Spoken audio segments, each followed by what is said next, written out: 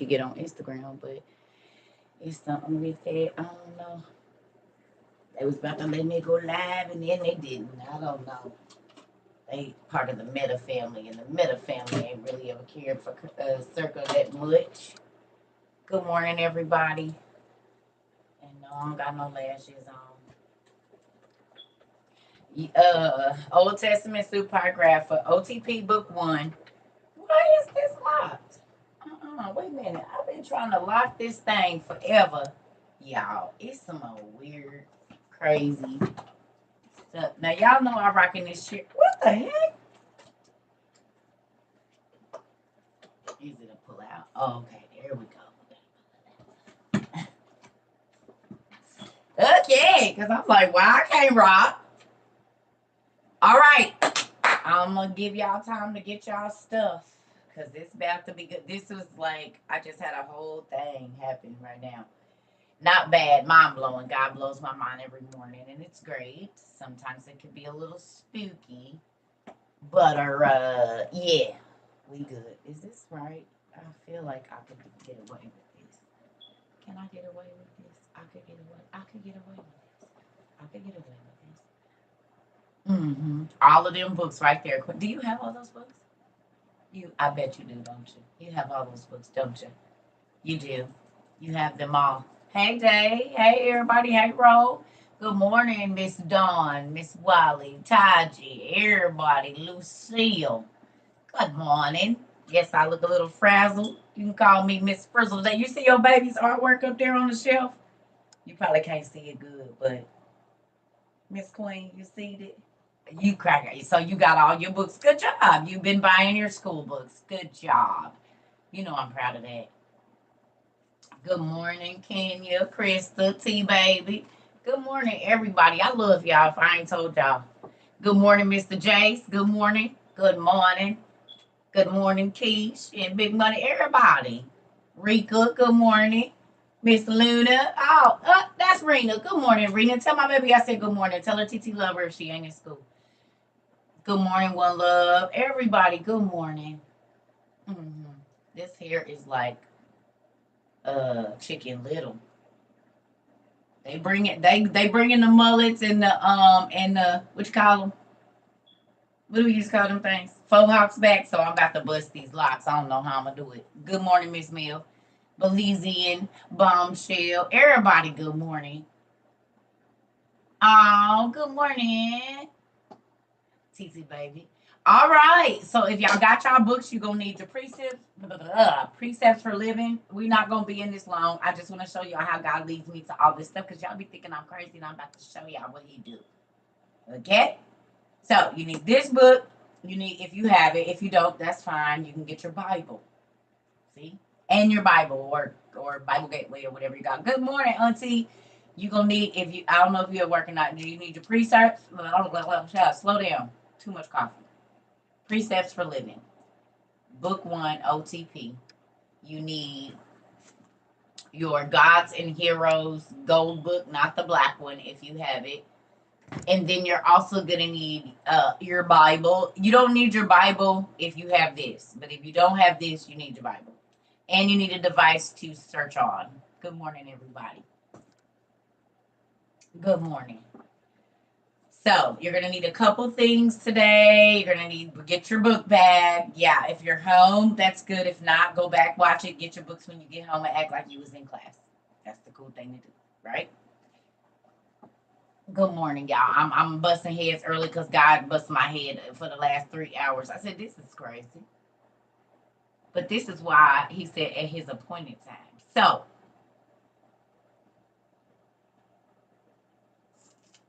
are y'all ready? I say we should do 10 minutes and let everybody get in, huh?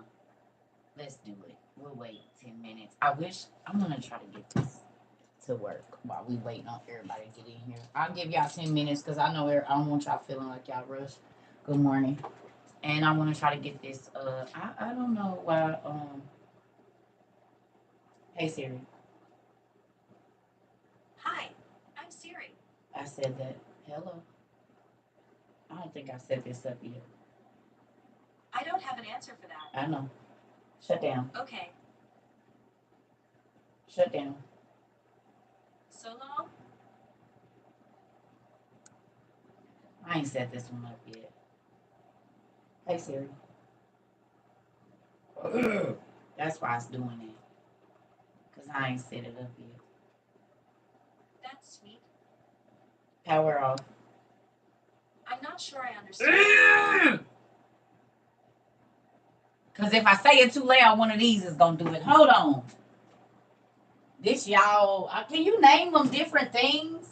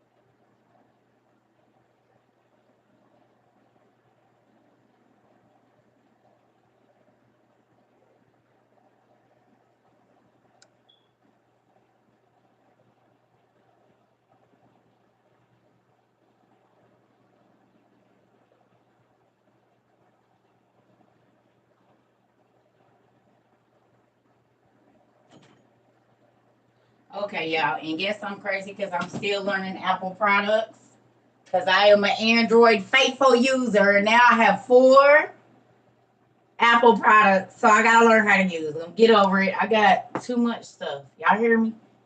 Not too much as in, but too much. I gotta try to keep files, and I'm transferring stuff. Like TikTok is just gonna be on one. Instagram and the podcast is going to be on one, and then YouTube is going to be on one, and then I have my computer because y'all be working the hell out of Circle. And Alicia, our mod, y'all work the hell out of her too. It's good work, but sometimes it be a lot. I'm trying to get and then I gotta start putting dates together for wherever else we going. Like, I'm gonna be walking around with the Oval Office in my bag. It's crazy. Yes, and I gotta listen, Auntie, and I got 4 of them now. So I have to learn them. I have to. It's just, I think that Androids are so complex that the simplicity of iPad goes way over my head, or Apple products. Okay, you can find them at the Goodwill Brown Rose. It don't even got to be the year we get. The first Precepts for Living that I bought at the Goodwill, and for years and years and years, I bought them there, and they be on Amazon used that with no writings in them or nothing. So go there. Androids drive you nuts. That's how I feel about Apple, but I gotta do it right now. I should have just got Samsung, but Samsung be hit. All right. So here we go.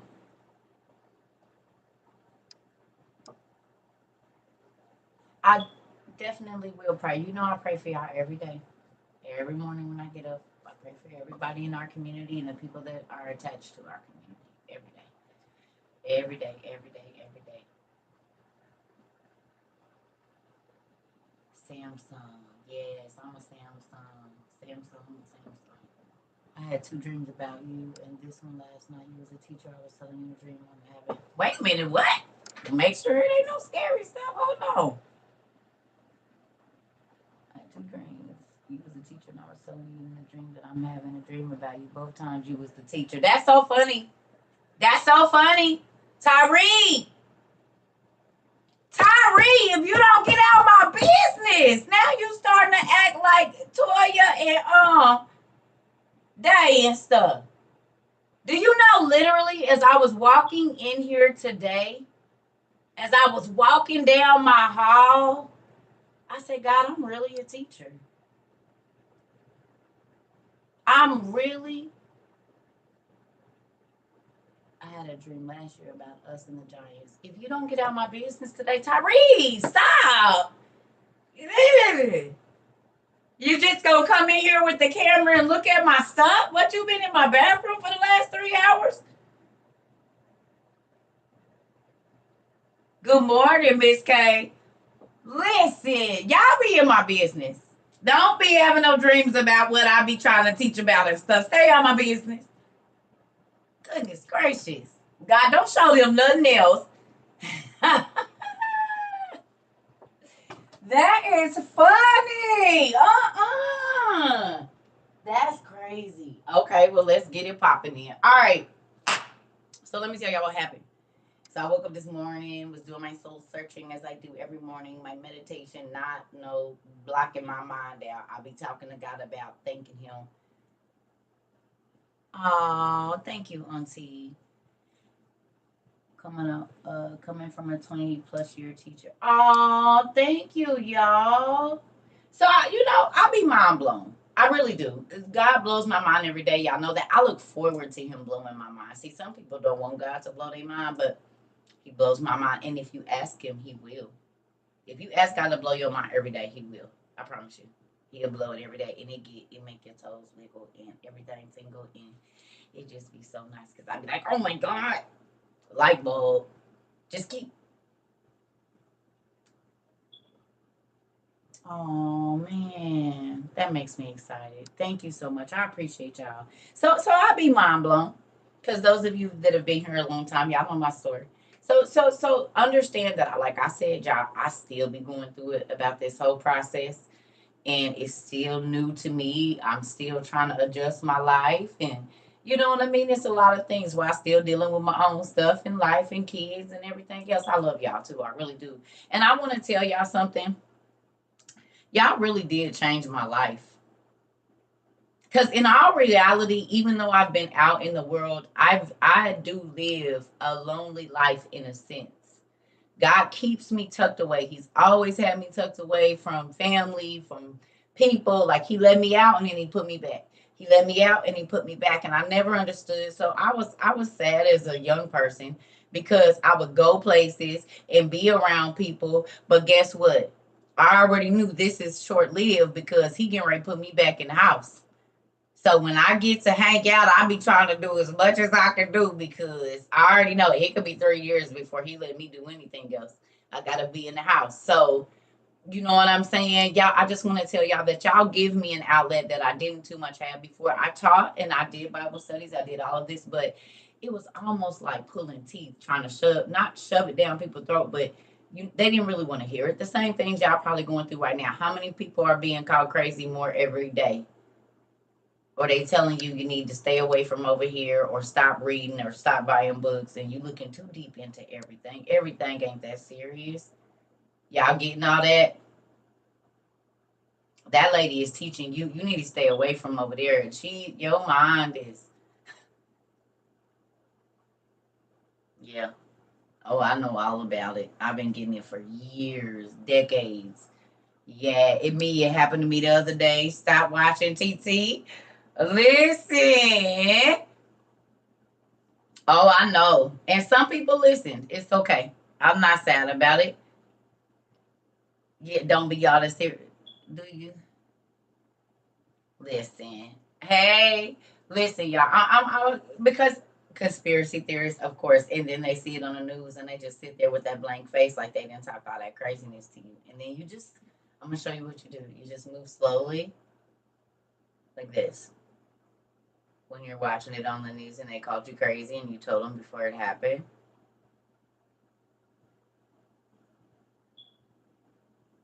And turn back slowly and continue watching the TV. Make sure they make eye contact with you now.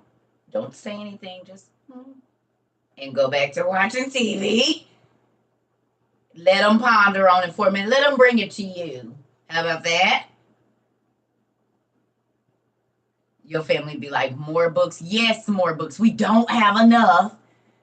I told somebody the other day, I said, if I could have gone viral for anything, because people go viral for crazy, crazy, crazy, crazy stuff. I am honored at the fact, at all the BS that I used to do back in the day, that God let this be the thing. Because Lord knows. Ooh, we. Uh-huh.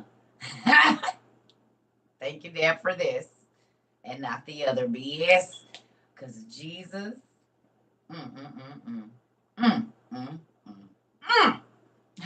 Thank God it was for books and not anything else. Anyway, I'm gonna run to the restroom. We done been on here all of 15 minutes, so everybody should have their stuff. Get your pen and paper, your devices, your Apple pen, your regular pen, whatever, your notepad. However you take notes and want to remember stuff, you'll need those. Okay, so I'll be back. I'm gonna run to the restroom real quick. Y'all get y'all stuff. Give me about 2 minutes because this is about to be.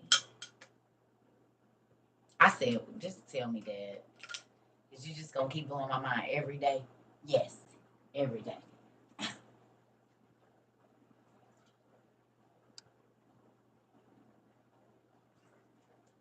I'll be right back, y'all. Get ready, get ready.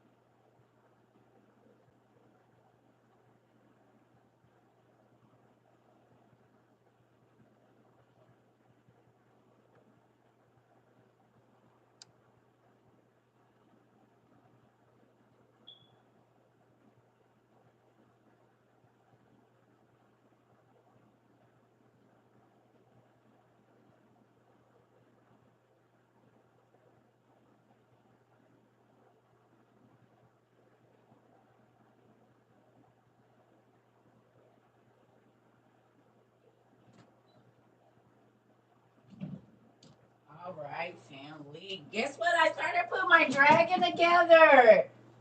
Last night. I started putting my dragon together. He's gonna be in here. I'm gonna try to hang him from the ceiling, like right there. And he'll just be spinning around in here. So I'm building my dragon. Thank you.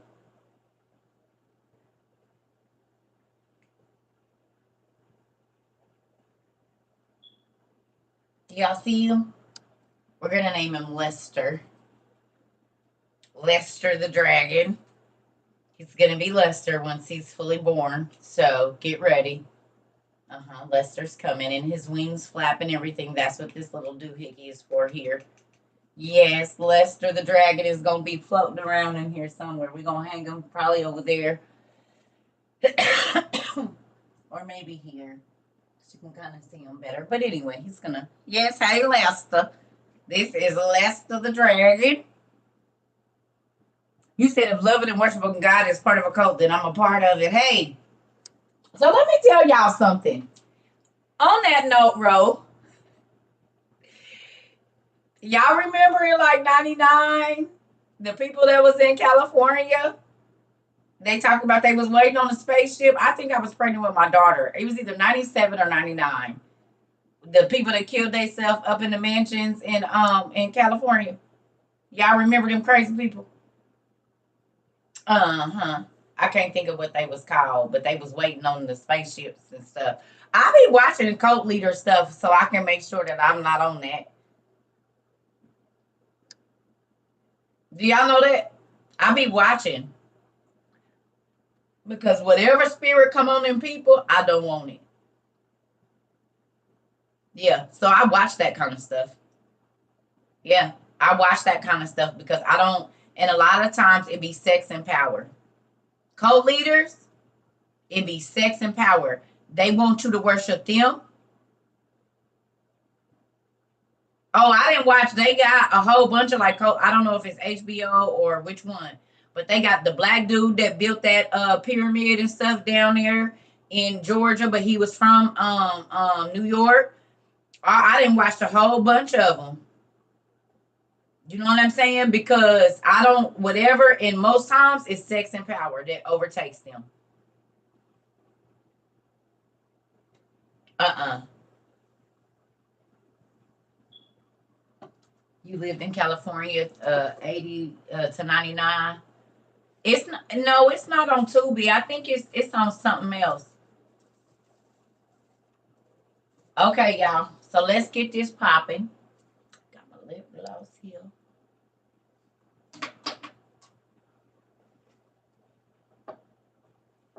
Okay. It's no, it's not on Hulu. Well, it might be on Hulu, but I didn't watch it on there. Okay. Y'all ready? So I opened this book up today, right, to go do study. And when I tell y'all we gonna bounce around, look, this what happened. I saw one thing. Y'all see this? I saw one thing and it led me to all of this. But then that led me to a whole bunch of other stuff that just messed my head up. So I was reading about Job. Is y'all with me now? We starting. I was reading about Job. In this book, if you have this book, I was on page. Well, I started on page 275. And it was talking about Job's friends, talking about Job's suffering, and talking about how crazy they talked to Job when he was going through what he was going through, right? Now, I wanted to read some of this, but we're not going to stay over here. Does that make sense? Y'all with me? It's a lot of information, so you're going to have to pay attention. Y'all here? Because I'm not going to be repeating myself 1,000 times today. Okay, because it's a lot. Okay, so I'm going to read to y'all what I read, and I'm going to just show y'all how this all happened. Okay, so it says, God is perfectly just. So it says, chapter 8 opens with Job's friend Bildad expressing exasperation at Job's insistence of his innocence, and questioning God's justice. Bildad pleads with Job to acknowledge that God is perfectly just and would never do anything that is unjust. To this, Bildad is absolutely correct in his argument. God is perfectly just in all he does. The truth is affirmed dozens of times in Scripture. Although Job did not have a Bible, I'm going to read that again. Although Job did not have a Bible,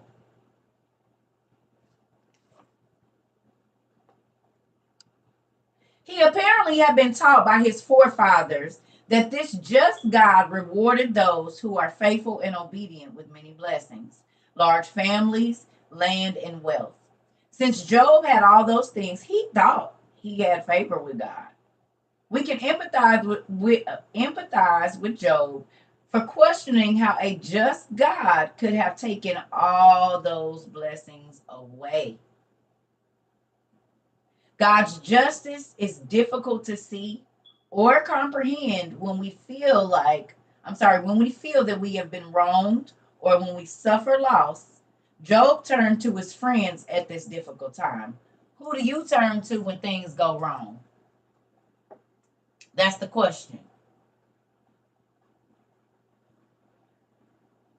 Okay? So Job's friends told him, nah, bro, it's something you did. God wouldn't be doing this to you. he said, if he took away everything he gave you, all your blessings, it's something you did. Now, the way that this is portrayed in the KJV is like Job had no idea, right? It's like Job had no idea as to why all of this started happening to him, right? In the KJV, that's how they portray it, okay? Because they even say it in here that Job was pondering and he couldn't understand and all this, but we know differently, okay? So look at this. I'm just going to skip down here. It says, Job agonized over what he had done to deserve suffering. His friends weren't much help. They insisted he must have done something really terrible. Bildad didn't stop there. In verse 4, he says that Job's children must have sinned and got what they deserved. Imagine how Job must have felt hearing that. Your babies, all your 10 of your kids just got killed at one time, and your friend walk up to you and say, well, they must have did something as to why they did too.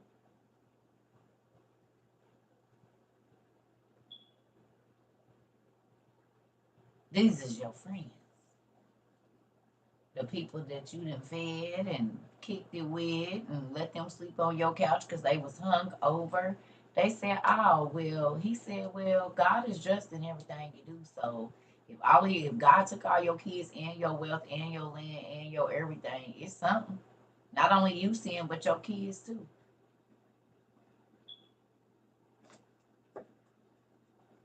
What would you do? You just lost all your kids. Your house burned down. Somebody stole your identity so you don't have no money. They repoed your car and you just found out you have cancer. All in the same day. Identity stole, house burned down, car repoed, and all of your children are dead. What would you do? And you got fired from your job with no severance pay, no nothing. This is what happened to Job in 24 hours.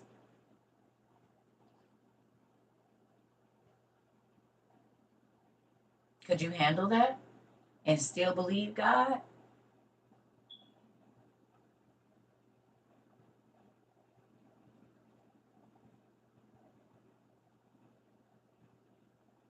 Could you believe that God didn't hate you if all of that happened in one day?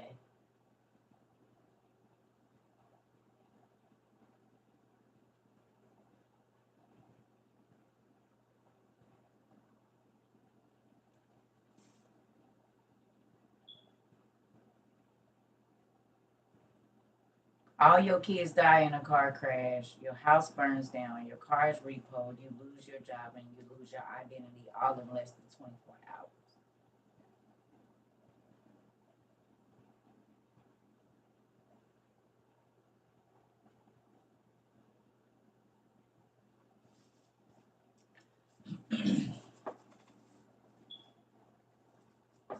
Right?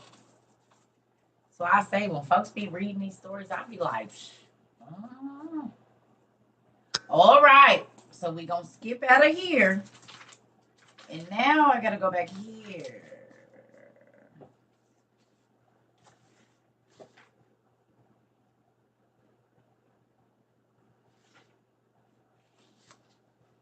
So here's where it gets interesting.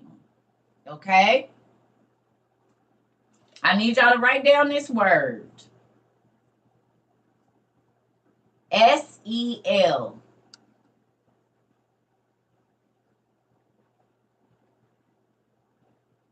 S-E-L.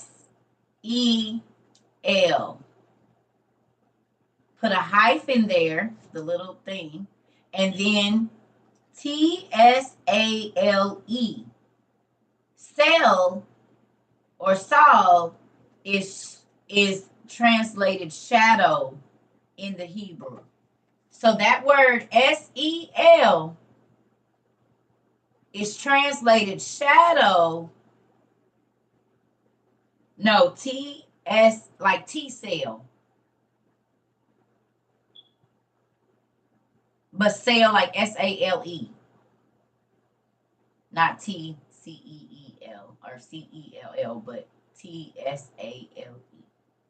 That's why I like this book, because it gives you the Hebrew definitions and whatnot of the word. But S-E-L, T-S-A-L is how it would be like pronounced.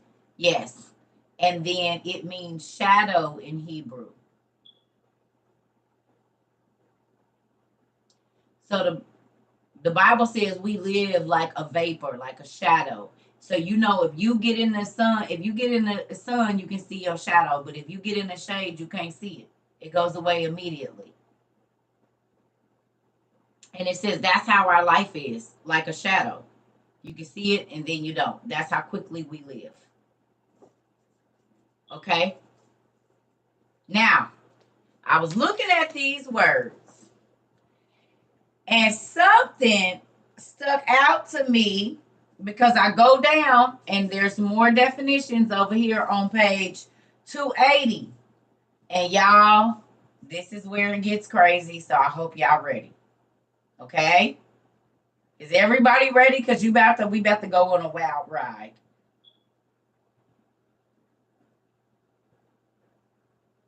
Y'all ready? Okay. Here we go. Put your seatbelts on. So what happened is they have a word here, and the word perfect in Hebrew is tam, T-A-M, or tom, T-A-M, but it's pronounced T-A-W-M, so Tom. Or like my daughter's middle name is Tamar or Tamar. And Tam means perfect in Hebrew. T-A-M, pronounced Tom or Tamar, like that, means perfect. So I'm like, wait a minute, Tam, that's the beginning of my daughter's name. You know what I'm saying? Because her middle name is Tamar. So, of course, I write this down. And it means perfect or blameless in Hebrew. Perfect or blameless. Tam does. Where Tammy at? Are you here, Tammy? You got any Tammys in the building? Tamaras? Tamars? Any of that? Yes. Yes. Isn't that interesting? Okay. So the next word that was there was Hanep. H-A-N-E-P is how it's spelled. Hanep. H-A, write this down, H-A-N-E-P.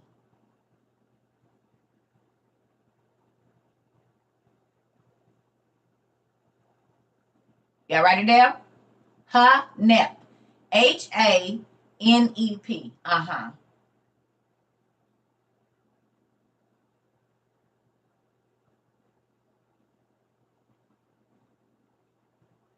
Your husband's name is Hanif. Okay.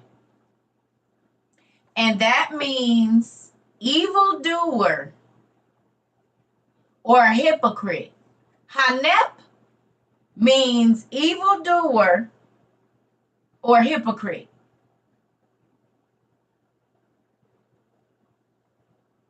I need y'all to write this down. Y'all got it? My thumb is missing. It's okay. I know where it is. Thumbnail. It popped off when I was opening something. Y'all got it? Come on, because we got a lot. Okay. What book is what? Precepts. It's like a Sunday school book. It's very good. They have all different years. Hold on.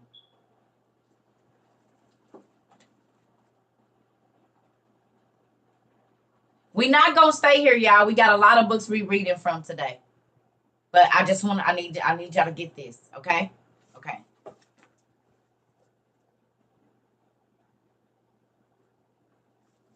Okay. Okay, you're welcome. Okay. So, in the word Hanep, Do you see anything?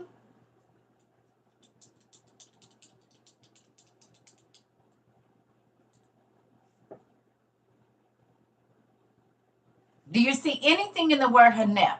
Nep. Nep. N-E-P.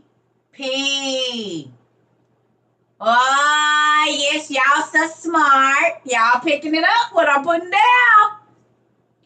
Hanep. Uh-huh. Nep. Evildoer or hypocrite.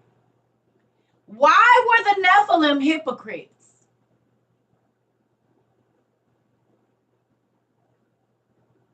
What was the main reason that the Nephilim were hypocrites or evildoers?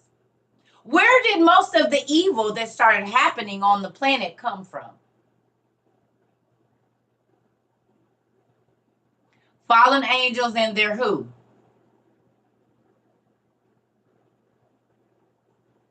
Well, you almost hit it right there, little mama, Miss Day. They wouldn't praise God, but they wanted people to praise them. They said, we ain't praising no God. But then they turned around and tried to make the human people praise them and their daddies. Tell me that's not a hypocrite. You won't serve the one and true God, but then you will then try to make yourself into a God and make people serve you. First of all, the fact that you're calling yourself a God is evil.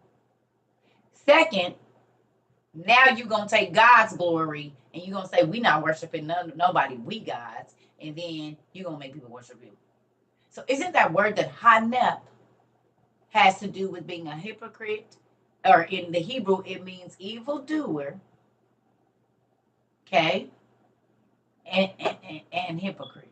Isn't that powerful? We ain't done yet. We get ready to go there.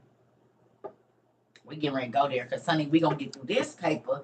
Then I'm going to take y'all somewhere else. Yeah, I told you, get your stuff together. Okay, here we go. Y'all see how important paying attention and breaking words down into syllables is? Anybody see the importance of the etymology of the words that we're using? Okay, good job. Okay, here we go.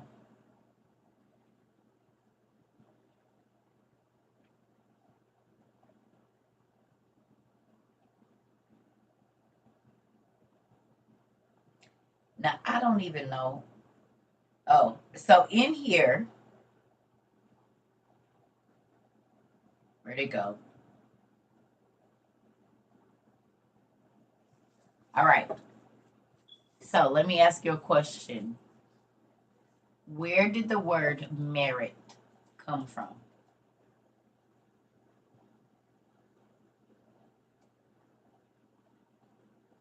You can get a demerit, but where did the word merit come from?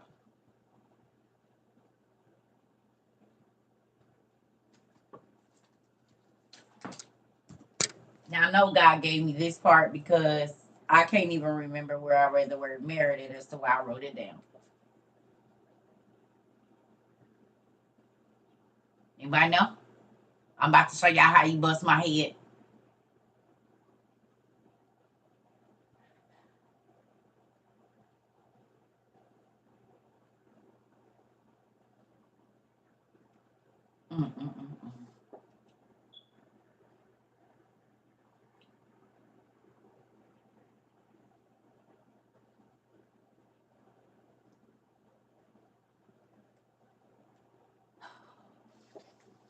All right, I got a name for you guys to look up. Let's go. I read this somewhere in here, and I didn't mark it evidently, but we'll get back to that later. Oh, it was somewhere in here where it was talking about merit. Look up this name, Merita Men. Merita Men. M-E-R-I-T-A or merit amen. Amen. Merit amen. Like amen. Merit a man. Meritamen. Who is it? Go look at the pictures. And then tell me what the word merit means. Meritamen.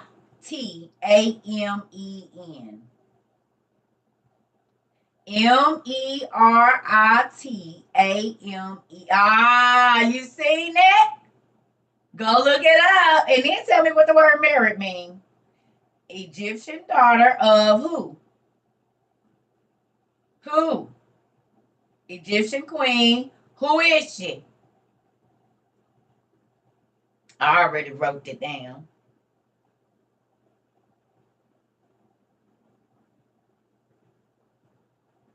Not Nefertiti, Nefertari. Nefertari. Not Nefertiti, Nefertari. Nefertari.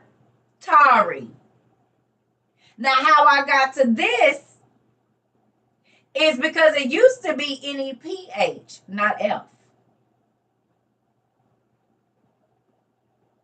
Like Nephilim, Nefertari, Nefertiri, Nefertiti, Nepha, like Nephilim, Nephal, Nefer, Nepha. Who were the ancient rulers of Egypt?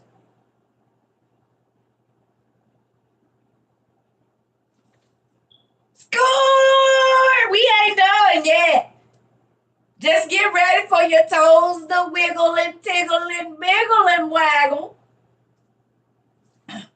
At work, when we got a raise, they say merit raise. You get praise. A merit raise. Okay, what is a merit? The definition of merit is claim to respect and praise, excellence, worth, or something that deserves a just or justifies a reward. Her name was Merit Amen. Merit means to praise, to worship. The Nephilim, who ruled Egypt and ancient Persia, wanted what? And the word Nep means hypocrite and evildoer. Well, Hanep in Hebrew. Who remembers?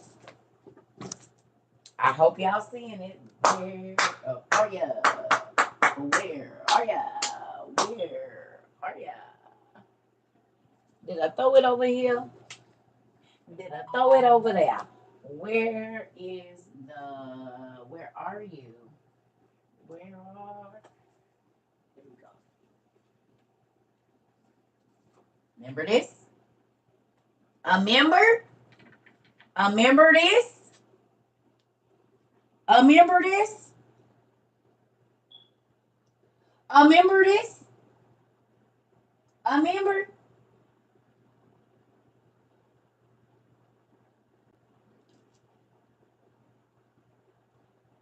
A member?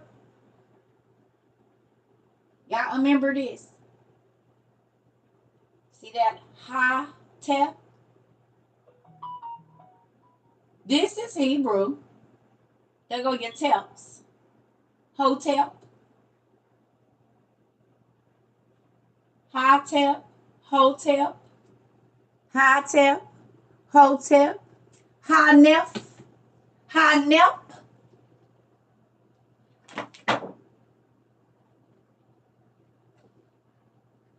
High tap. Hotep.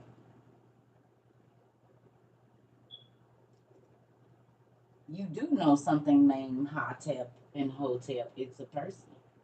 Upside down. Sorry, y'all. So please tell me what you see right here. Nephal. This is the masculine letters of the Hebrew language, the Nephal, N-E-P.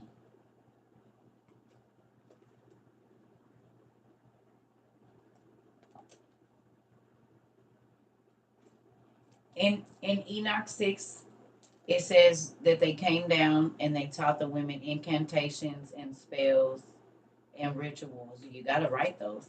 You can say them, but they also have to be written, right? Or engraved in something. And I told y'all the reason that the kings wanted the written, these were the angels' children and the angels, the fallen angels and their children, and they brought dialect.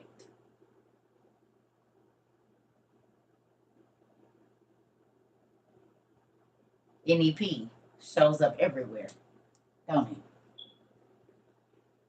it? NEP or NIP. But remember, I told y'all the IPE, they C's and K's, they switch all that stuff around. Now, we ain't done yet. You just stay there. You just stay there. Okay? What about Neptune?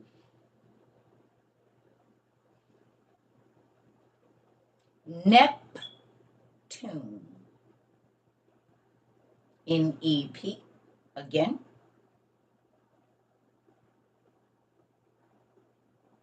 So could the Nephilim be from the angel that guarded the celestial star Neptune?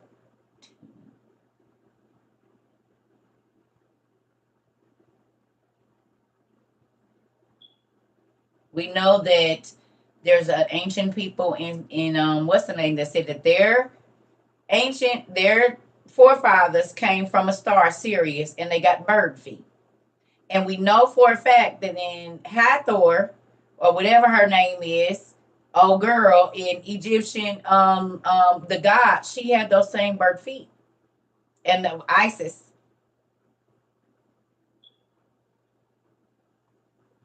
And we know for a fact that there was harpies. There was a group called the Neptunes. Yep. Are y'all picking up what I'm putting down? We're not done yet. We're not done. I hope y'all writing it down. Can I ask you a question? What does nefarious mean?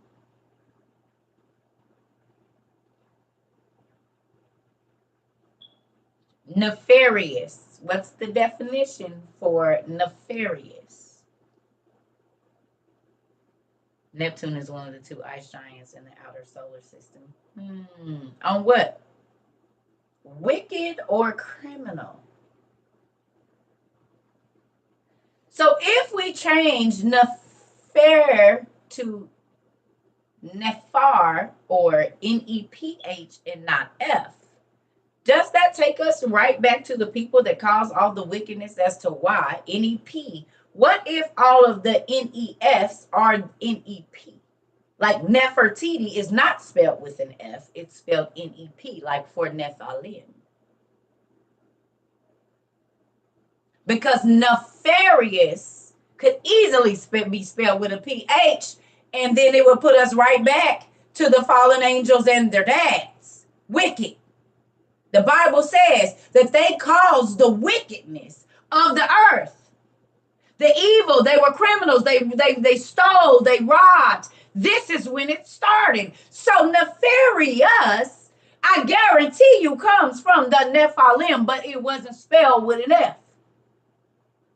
They didn't have that letter back then, PH. Just like the Nephil language from the ancient Hebrew, because I told y'all that the Hebrews were the least of the clan of who? Giants. And a lot of the did I put it back? Nope. What did I do with it? I did. Did I put it back? Where did I lay it at? I can't find it that fast. Dang it, y'all. Where I put it? Oh, I told y'all you gotta pay attention to certain things like Hifil, Hofal, Hiel, Hithopher. Like when you look at these, you can see Phil, Fall, the Nephal, the Nephil, the Nephil, the Hiphil. These are races of giants, I'm guaranteed. It was their dialect.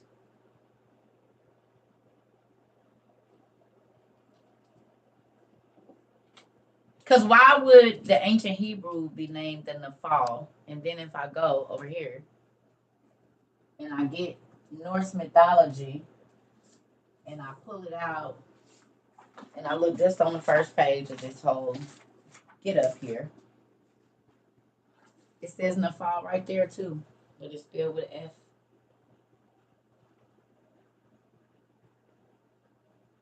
F. Nephilim, who lived in Ur.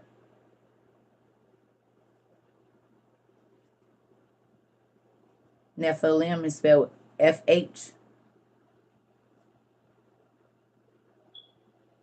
Nephal, it's there too. It's the angelic language. Yes! We ain't done yet.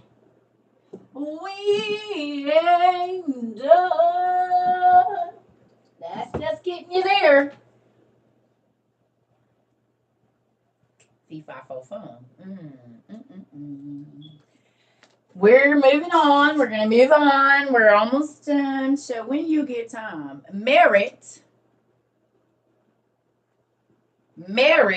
means praise. But there was someone in Egypt named Merit Amen who had a daughter, I believe. Her name was Merit Moot or Merit Mayat.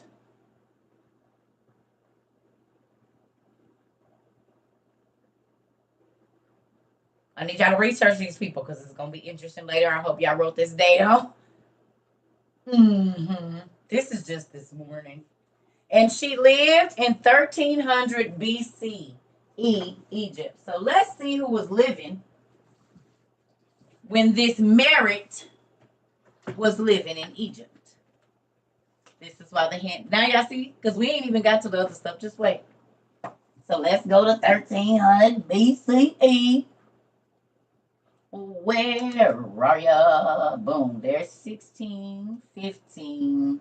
There we go. So Faunus and Janus was living when she was alive. King Midas was alive when Nefertari was alive. Excuse me, not Merit, but Nefertari, not Nefertiti, Nefertari. King Midas was alive. Faunus and Janus was alive in 13 BC. What's some other names? Argon was alive during that time. The Trojan War was happening right around that time. Deborah and Barak from the Bible was happening at that time. Gideon was alive in the 13th century. So Gideon was alive in the 13th century, and so was this this Nefertari. Now, why didn't Gideon want to go where he had to go to Jericho, or wherever not Jericho, wherever he was going? Because there was a race of giants there. Not Jericho. Where was he going to Jericho? Where was he going? Nineveh. Oh, Nineveh. He didn't want to go there because it was a race of giants in Nineveh.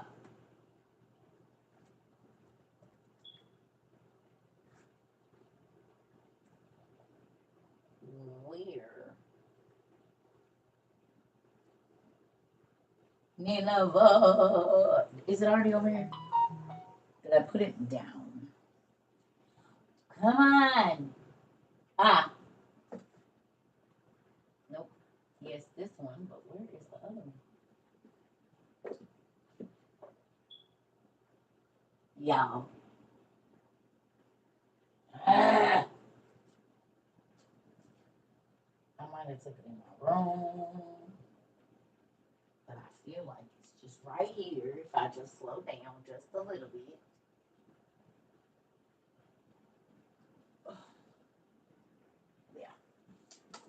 There we go. Who ruled these cities? Merit Amen means beloved. Amen. Who built these cities? There go Nineveh right there at the end. Who built these cities?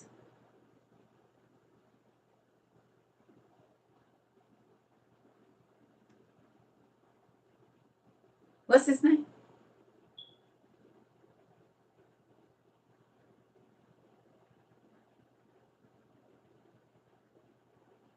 The person that God calls the mighty hunter. Nimrod. Eridu, Iraq, this is Iraq. Nimrod built Iraq. These are the cities at Babylon, Nippur, Nimrud, Nineveh. There were giants. The Nephilim lived here. The Nephilim lived in these cities. Gilgamesh, Nimrod, he built these cities. Okay? And these were giants as well. Because look who they had there.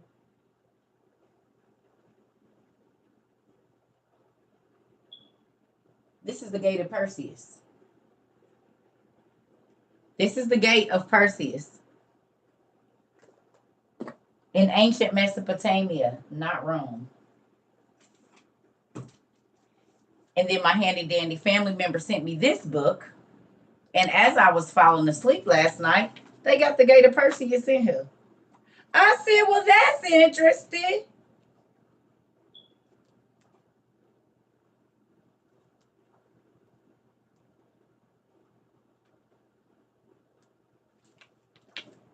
I might have to get back to it. Thank you for my book, too. Because Petra is in here. All the places we talk about. Oh! Ancient Thebes is in here as well. We about to talk about this.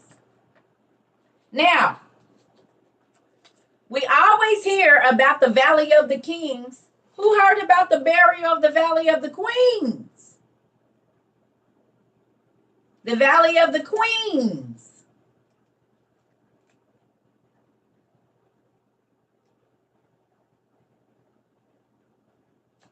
Y'all see what's back here? Y'all see it right there? This is the Valley of the Kings, but who is that right there?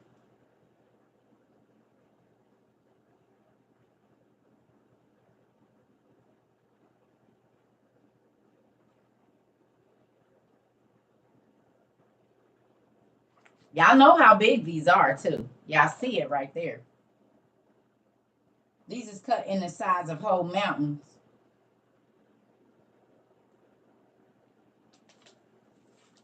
Okay, so we're going to move on. So we know that when old girl Merit and Nefertari was living, that King Midas was living, a whole bunch of people. Just trying to see some names. Boaz was living at that time. Samson came right after that.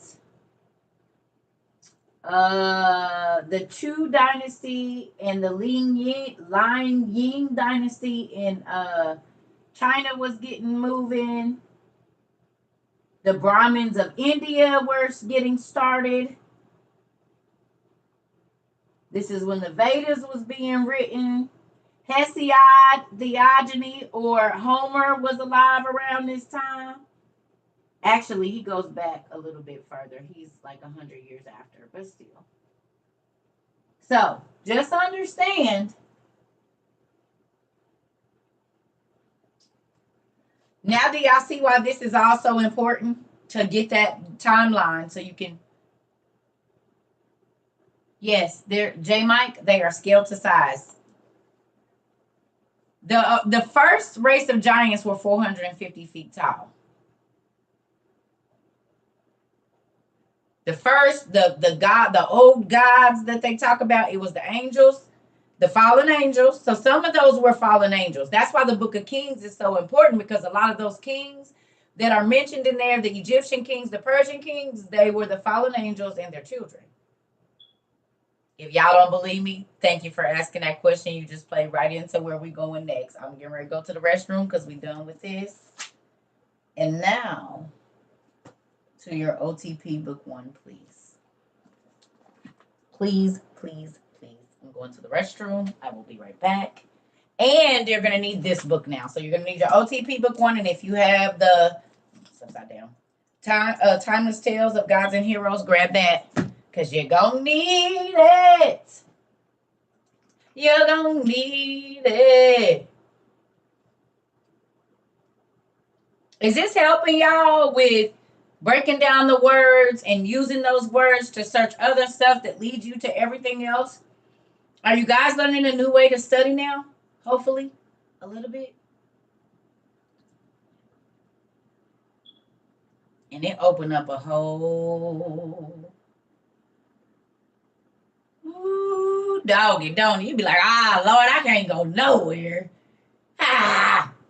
Oh, just wait.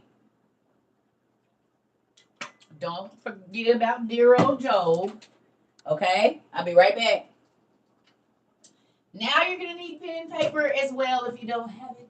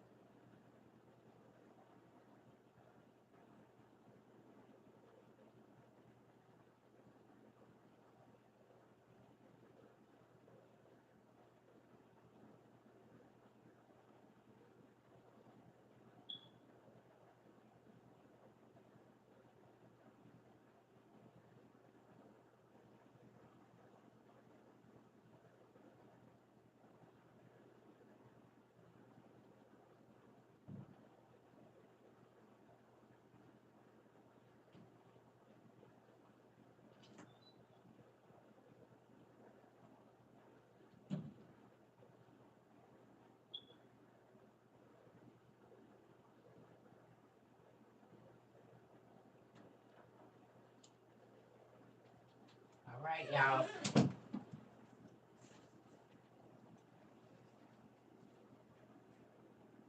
Y'all ready? We're getting ready to get the rest of this going too.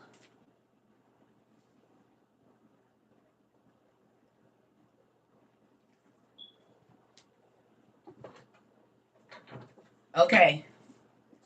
So, oh shoot, I almost fell. So in between me reading this, right, I had a thought in my mind about me being in spiritual warfare right now, like heavy spiritual warfare. The thought just came over my mind.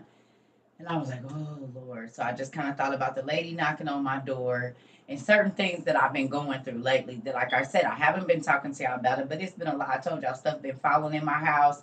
And I'm like, oh, man. Things were fine. Right? But I know that means spiritual warfare. I know that the enemy was mad at me for the decision I made the other day. And instantly he came to my door. So who did that make me think about? Job. Well, I opened a purple book today, and who was it talking about? Job. Right? I opened our Precepts for Living, and I had already read part of the story, but the part that God led me to, I hadn't read, and it was literally starting right at his suffering and his friends leaving him and talking crazy, which I've been going through some just different things, y'all. I'm telling you, right? So I go get my devotional because I'm like, when I don't understand or when I'm feeling a certain way, I can grab this 20 times in a day and every time it be on point. And it's not gonna be just sometimes like when it was talking about me in my mouth, I used to get that page like 20 times a day. And I was like, that's stupid. It's stupid. But God was working on me with how I talk to people. You know what I mean? So these books are great. That's why I say get one for your husband, get one for your son. Speaks to you daily, don't it? You be like, ooh, okay, Dad. And it be right on the money every single time. Okay, so the one I got today, after reading what I read in the purple book about Job and his suffering and his friends, and then I went and did just that little bit of research on nefarious, wicked, perfect, evil, Tam, and all of that. And then it led me to everything I just told y'all, right? Now, hold on. This the page I read, y'all. It blew my mind. I just started crying. Because then we about to go into the OTP, and I'm going to tell y'all why it was so important. It's His Princess Everyday Devotional by Sherry Rose Shepherd. Okay? So, it says, today's love letter is seasons. Seasons. Reason, season, lifetime. Okay? It says, my beloved daughter, I have created a time for every season of life. My timing is perfect for every plan I have. Right now, my beloved, it is time for you to get dressed for spiritual battle. Is y'all listening?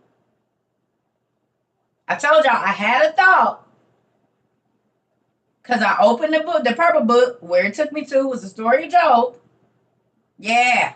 Then I was reading about that, what I showed y'all. Then I was like, let me give me a devotion. I didn't get it this morning. And this is the page that I opened up to. Y'all, just wait.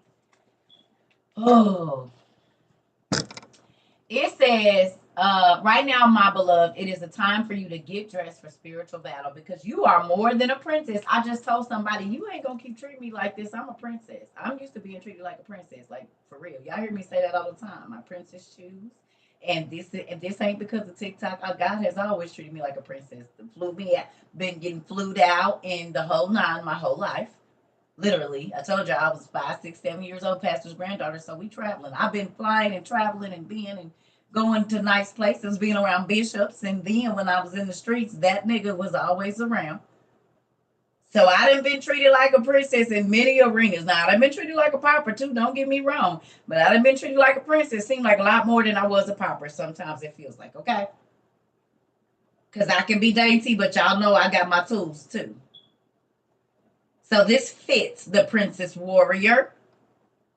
And I told you, I said, yeah, I'm about to go into spiritual battle. When that lady knocked on my door and said, I'm about to kick your effing door in, I had just made a decision that sent shock. I know it sent shockwaves to the spiritual realm because I had the thought of somebody trying to kick my door in. I come in here to start class, and 10 minutes, 15 minutes later, it wasn't even 10, it was like 7 minutes. I thought I heard somebody at my door step out my hallway, and I see my door handle moving like somebody's trying to get in my house.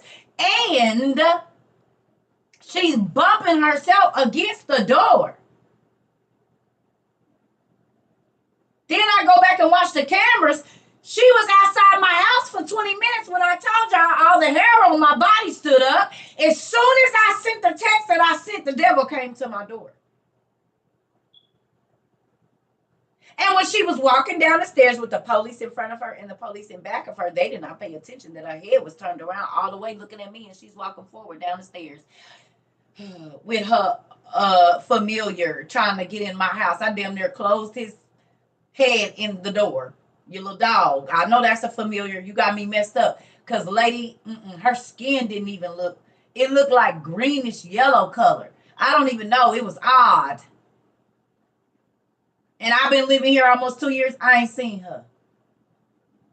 And I sit outside, y'all know, all the time. Then I go open a purple book. It's talking about spiritual warfare. open this book with purple on it after reading about Job in the purple book, and it's talking about spiritual warfare. Here we go. And then we about to go in book 1. I'm about to bust your head. Okay. Ooh, you are my princess warrior. I am going with you onto the battlefield. And in those times, you feel as if there is no fight left inside you. My spirit will rise up in your soul. My strength will become your strength. My mighty armor will guard your heart from the fiery arrows of the enemy. In the power of my Holy Spirit, you will find the passion and power to step out in faith and face any spiritual giant that comes against you. Your battles won for my kingdom will become a blessing to all generations. Love your heavenly Father.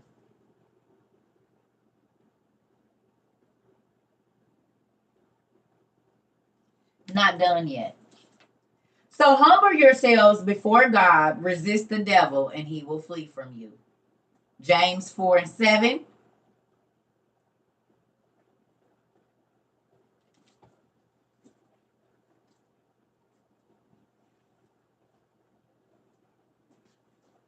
About to show y'all how my life works. Just give me 1 minute. Where did I put the book? What was we talking about yesterday?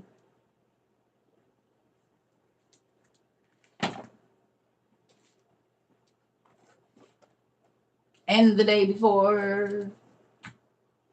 What is these books about?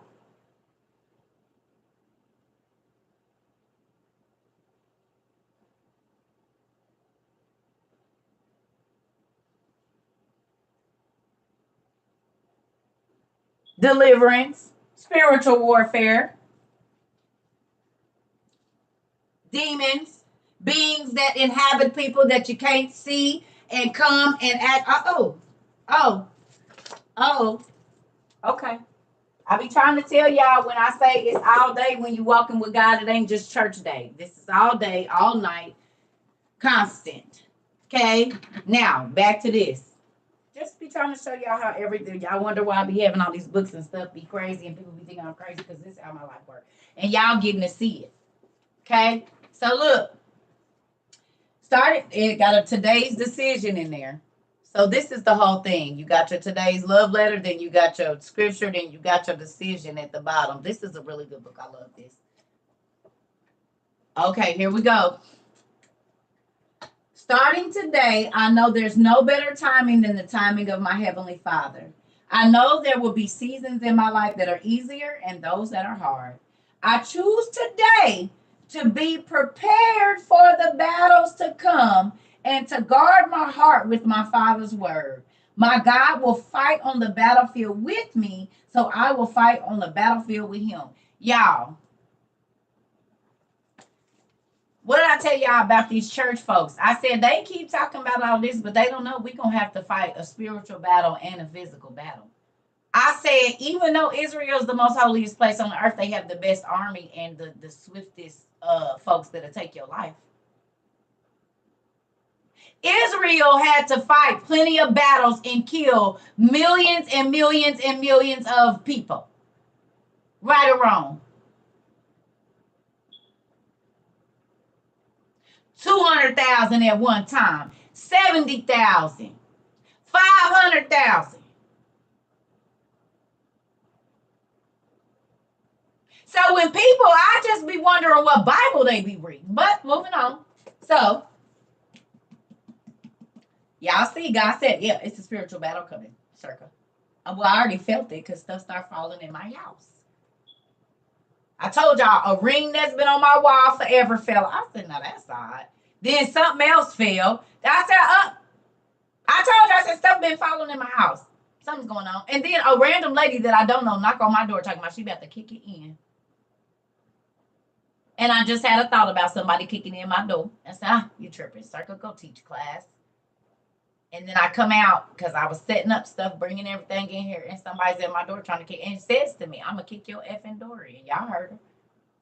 I said, oh, so then it wasn't my crazy mind. Somebody was. But when I went back and looked at the cameras, the next day she had been outside my house since I sent the text. As soon as I sent the text, she showed up on my camera.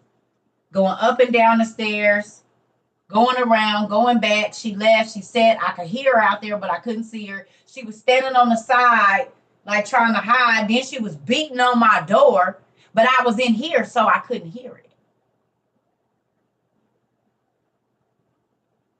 I had just told y'all stuff had started falling. Yes. None of your business about what text. Just know that I sent one. That's not important. No, don't get too comfortable now. Hold on.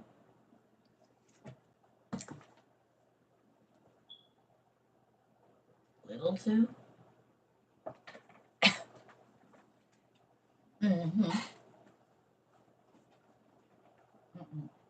Don't get too comfortable now. Moving on. I don't know where she live.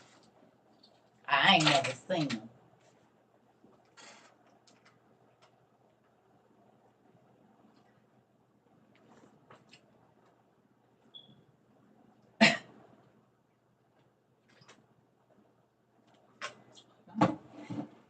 All right, now here come the super juice.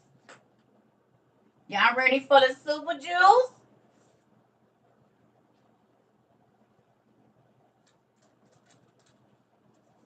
Who ready for the super juice? Now you need this. Go on and get your book one.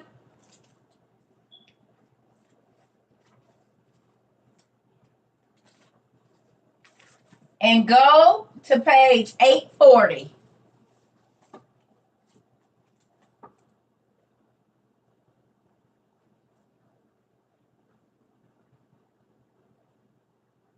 You said we all need to take a sip every time. Circa sips, we'll all meet our water quota. You ain't lying, baby, because I drink about 2 gallons of water. I drink over probably 2.5 gallons of water in less than 24 hours, plus all this coffee and juice. That's why I'm always on the toilet. Because I got that 2.5 gallon filter thing I showed y'all, and it's filled up once or twice a day, and it holds 2.5 gallons. And sometimes I have to fill it twice in a day. And I don't drink soda, but every once in a while I drink cranberry juice. Cranberry juice is my favorite. Cranberry juice, coffee, water, and orange juice, and pineapple juice every once in a while. But the acid be eating in my stomach, so I can't do too much of that. That's what I. Thank you so much. And then I told y'all I be dropping that. Y'all do not believe me. I be dropping that chlorophyll in my. I take baths too. I want y'all to know I don't shower. Every once in a while. But because of this body be hurting, I have to soak this body in water 3 times a day with some Epsom salt. But since I've been dropping that chlorophyll in my, and I don't do it every day. I do it maybe, I might do it for 2 days. Or if I do it every day, I just do 1 or 2 drops in my water and I soak in there. And I'm telling y'all right now, that chlorophyll is doing something for my skin. Is y'all hearing me? The chlorophyll. Who been using it? I don't drink it because it tastes, yeah. You're supposed to drink it. I don't drink it because it tastes like licking the grass. It just tastes like you went outside and lick or go in your living room and lick a plant. I can't do it. But I put mine in the tub. It don't make. I don't think it make you lighter, but all your like blemishes, not blemishes, but like you just be having pimples and rough patches and all of that kind of stuff, just skin issues. Yeah, I put it in the water. It still tastes like licking the grass. I'm not gonna do that.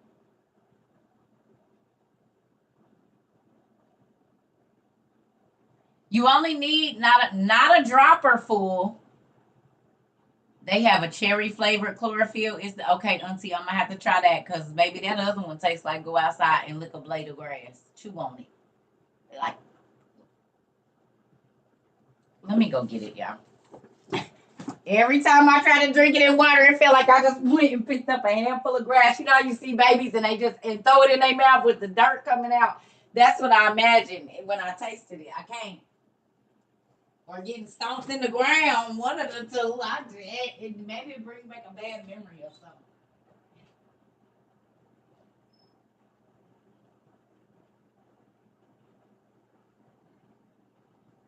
I don't know, but I won't be drinking it. It's gonna go into my skin as a topical. You hear me? I don't want no parts of it. And it do stain. So be careful. That's why I put it in my water. I mean, in my bath. Uh. Mm-mm. This the one I got. And it tastes straight like you went outside. Max strength. That's what I got right there. But I put it in my water because it cleans and detoxifies. Well, good. I just put it in my water. It's going to absorb through my skin. I'll be in the tub 30-45 minutes. And the water hot. So, and I put a little bit of Epsom salt in there. So, this is what I've been using. And you know, you sweating while you in the tub because it's hot in there. I got the door closed and all of that. So, it's like a sauna. And then I just drop, not a full dropper, 2 drops, literally 2 drops. It's going to, you'll see your water start to turn like a little green. And then I put my bubbles in there, whatever I'm going to do. And like my skin, all of the dry patches and just, you know, raised skin things that I'm getting old. It worked. And y'all been telling me my skin glowing. And I ain't getting no tree branches around here, so it ain't that. So it's got to be the chlorophyll and the water and the Lord. That's what I'm going to say. Oh, we still need this out. Yes, I smile. It's not that, because that'll clear your skin up too. But it ain't none of that going on around here. So there's that. Moving on. Ain't no branches been frolicking around here.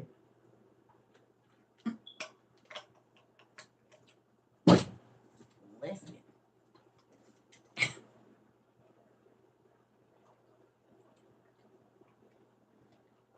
Yep.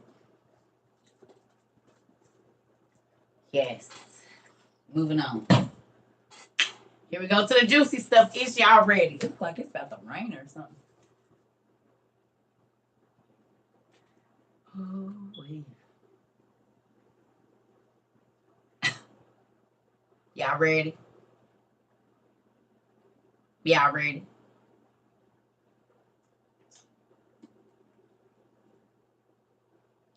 We're gonna bounce around in here. Okay, we gonna bounce around. Okay. So y'all see I got my highlighted parts. This is a new book too, because y'all know I gave my other one away. So ain't nothing highlighted too much in here because I just got it like last week. Because I gave the other one away. It's already highlighted and marked up. It's crazy. Okay. So it says we at 2. Now I used to be Jobab before the Lord named me Job. When I was called Jobab, I lived quite near a venerated idol's temple. As I constantly saw whole burnt offerings being offered up there, I began reasoning within myself, saying, is this really the God who made heaven and earth and the sea too, and our very selves? How shall I know? So Job was watching people worship a statue and said, is this the God that created everything I see? Hell, when we created the statue, excuse me. Okay, you was reading this last night. Well, come on, we about to get in it. It says, one night as I was in bed, a loud voice came to me in a very bright light saying, Jobab, Jobab. And I said, yes, here I am. And he said, arise and I will show you who this is whom you wish to know. This one whose whole burnt offerings they bring and whose drink offerings they pour out is not God. Rather, he is his is the power of the devil, by whom human nature is deceived. And when I heard these things, I fell on my bed, worshiping and saying, my Lord, who came for the salvation of my soul, I beg you, if this is indeed the place of Satan, by whom men are deceived, grant me authority to go and purge his place so that I may put an end to the drink offerings being poured for him. Who is there to forbid me, since I rule this region? Because Job was a king. In ancient Mesopotamia, Job was a king. That's why he had so much stuff. Remember we did the numbers about how much Job was worth, and it was in the hundreds of billions or trillions. I think he had made it to the trillions. Job was a king. So he said, who gonna check me? It's my kingdom. But if they doing something they ain't supposed to, I'm about to get them up out of here. And God sent an angel, said, nope, that's not God. It's Satan. Okay? So the angel said, hold on, cool now. I didn't talk this before, but we going somewhere else with it because y'all mind about to be blown because mine was. Okay. Moving on. Job challenged Satan. Exactly. Okay? So listen.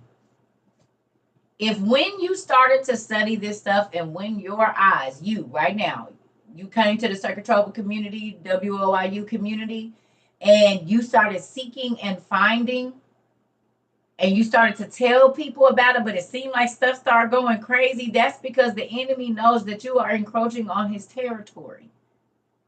Because if you get free, you're going to be a Harriet or a Harry Tubman, and you're going to try to free other people now that you can see. You trying to pull the wool off of their eyes. So he got to come for you so he can stop you before you get started. Discredit you, make you lose everything so you give up. That's his whole job, is to stop you from spreading whatever truth you have learned. Okay?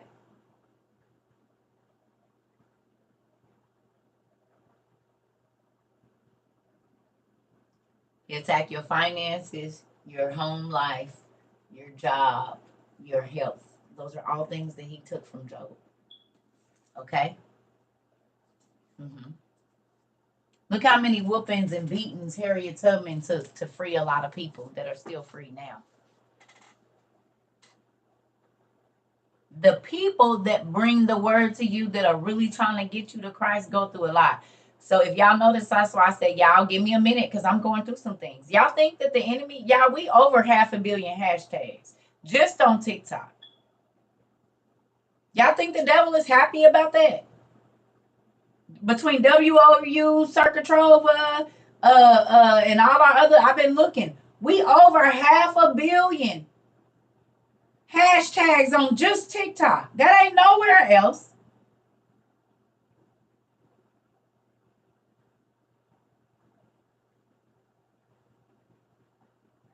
I told y'all I've been going through now looking with y'all and people and people and people. We, with all of our little hashtags, we over 500 million. For real. Because one of them like 275,000, million, one of them 300 something million, one of them this and that, 10 million, 25 million, all of that. We over 500 million hashtags. Do y'all think the enemy is happy? When folks been rocked to sleep, even if they're not a part of our community, there are people that came here, learned, saw one of the videos from us, saw one of the videos y'all reposted, and now they're studying the word. There is so much about the Nephilim, the lost books of the Bible, all of this stuff all over all the internet now. At first, it was the Anunnaki and gods and crystals and realms and chakras. Now everybody teaching out of the lost books. Now everybody is researching the monolithic structures that we was talking about and all those things. Y'all think the devil happy? He be coming from my head, believe it.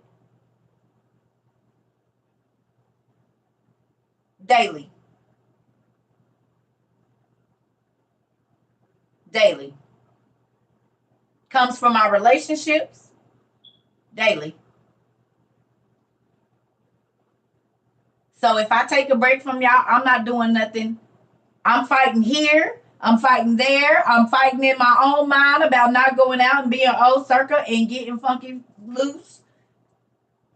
I'm fighting to make sure that I'm staying humble and staying in a place where I need to be.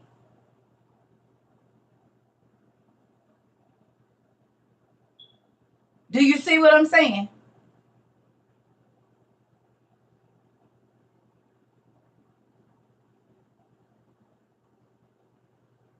Trying to learn God's way, trying to keep the old girl dead, trying to make sure I'm being transformed and renewed in my mind every day.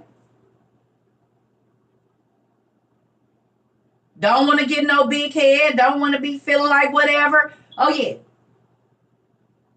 You see, it's a very thin line between crazy and crazy. Good crazy and bad crazy. Yeah. Very thin. That thin. Like, it'll move up and down if you blew it. For real. The mantle is not like you said it. So it already be stuff on me. Tim, we looked up your name today. All right, so we go into 4. So the angel said, well, look now, hold on, cool. If this is what you're going to do, let me tell you. He said, the light answered me and said, you shall be able to purge this place.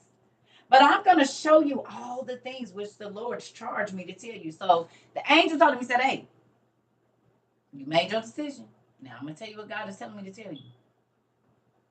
Okay? If you go, Tam, no, it means perfect or blameless in Hebrew. Perfect or blameless, pumpkin. Tam, Tom, Tam. There you go. I didn't miss it. And you know you don't miss that, girl. It's over here on YouTube. You always go back and watch it. Moving on. The angel said, hey, if you do this, this will about to happen to you. Okay?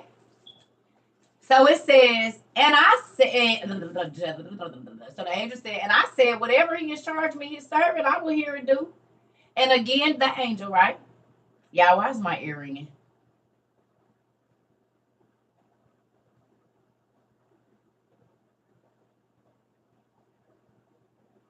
That's weird. And again, he said, thus says the Lord, if you attempt to purge the place of Satan, he will rise up against you with wrath for battle. You felt that? Y'all felt that too? Okay. Y'all got it?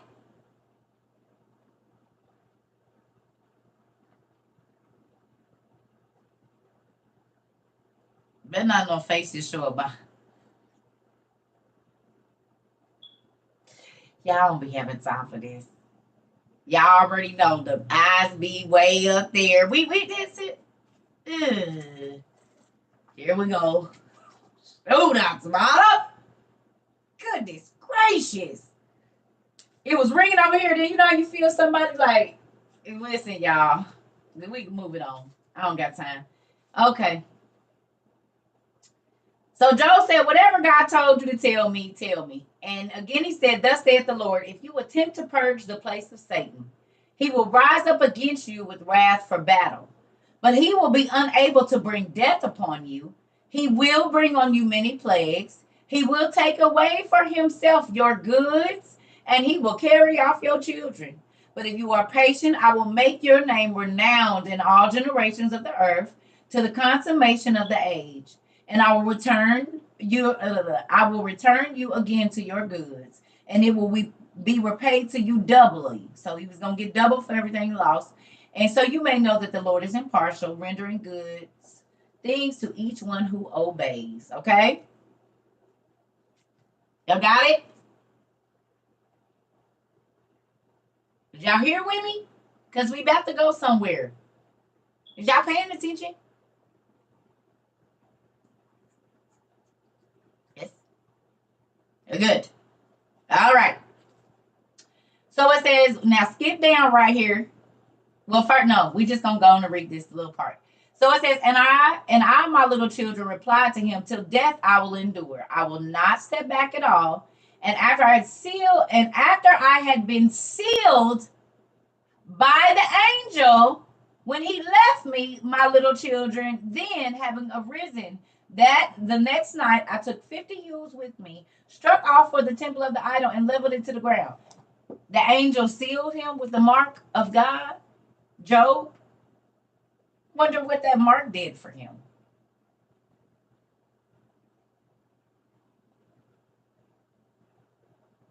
Ain't the Antichrist about to be trying to seal everybody with a mark? And they say God's people gonna be sealed with a mark, but the enemy's people gonna be sealed with a mark too.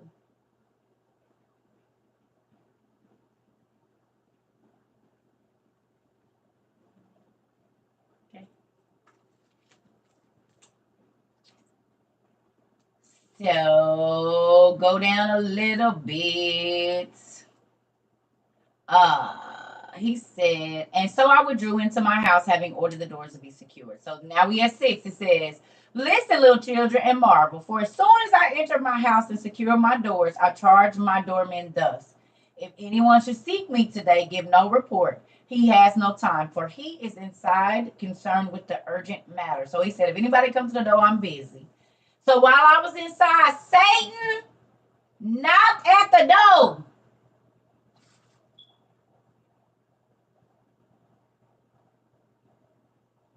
I was there in my, not in my meet, I was in my office busy when the devil knocked at my door, because I had just made a decision that I'm just not. And then as soon as I had the decision, some said, somebody coming to kick your door in. Like I told y'all all that. As soon as I sent the text, the hair on my body stood up. I said, no, I'm not even about to be worried about no stupid stuff. I'm coming in here. Come in here. Feel like weird. Go out. And my door handle is moving. Instantly, when I made the decision that there are certain things I'm just not dealing with, then boom. But it wasn't with the situation, but the devil let me know. I heard,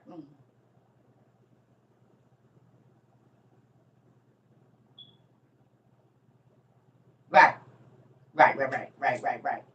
Okay. So it says, if anyone seek me today, give no report. He has no time, for he is inside, concerned with the urgent matter. So while I was inside, Satan knocked at the door, having disguised himself. He could have been Lucifer himself at my door the other day, or one of his minions, disguised as a person, because you never know when you entertaining an angel. And I had just made the decision I'm not dealing with certain things. And then I get over, y'all been on here with me how many times? How many times y'all been on here with me over a year? That don't happen. And I let y'all hear her say what she said. It's recorded. Y'all heard her. Y'all even said, dang, she sound like a devil.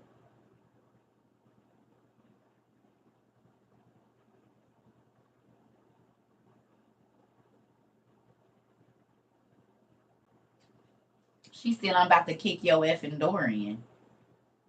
And started trying to kick my door. She was already trying to kick my door in, because when I walked out of here, I was getting ready to start our night class. It was 6:30, 7 o'clock. I got a weird feeling. And I went out and I saw my door handle moving. And I heard somebody bumping up. I said, who is it? And I looked at the peephole and she said, I'm about to kick your effing door in. I said, you better get away from my door. She said, I said, I'm about to kick you, and start bucking on the door. And I said, I got a thing up in here. You better get away from my door.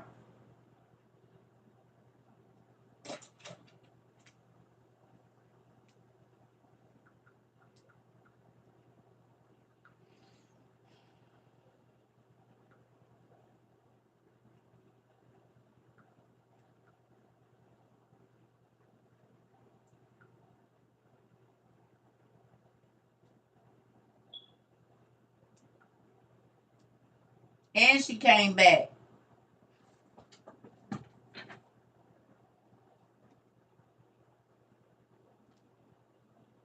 Look how much she was on my door, y'all. That's my camera. Do you see her face is right there in my damn camera, but she's all around my door. And literally, she was on the side of my door. It's crazy. She was out there from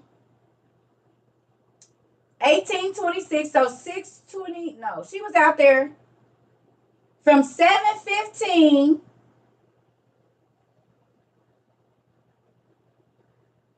all the way until, wait a minute, hold on. She was out there from 7:15 to 7:53.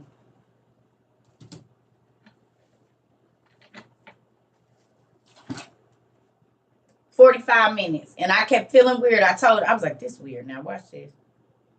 Let me see.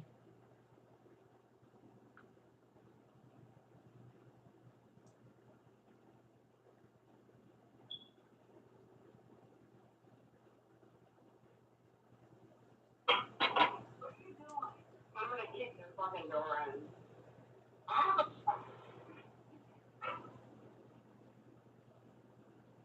Go away.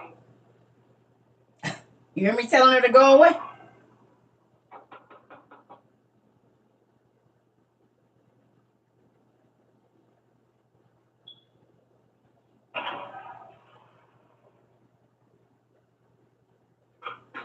are you doing? I'm gonna kick your fucking door in.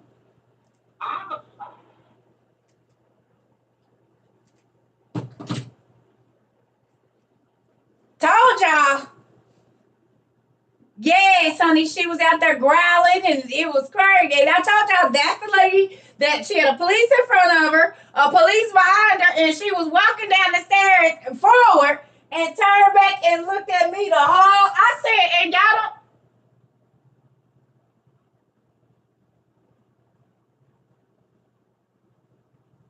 Then I went back the next day and saw she had been outside my door for 45 minutes.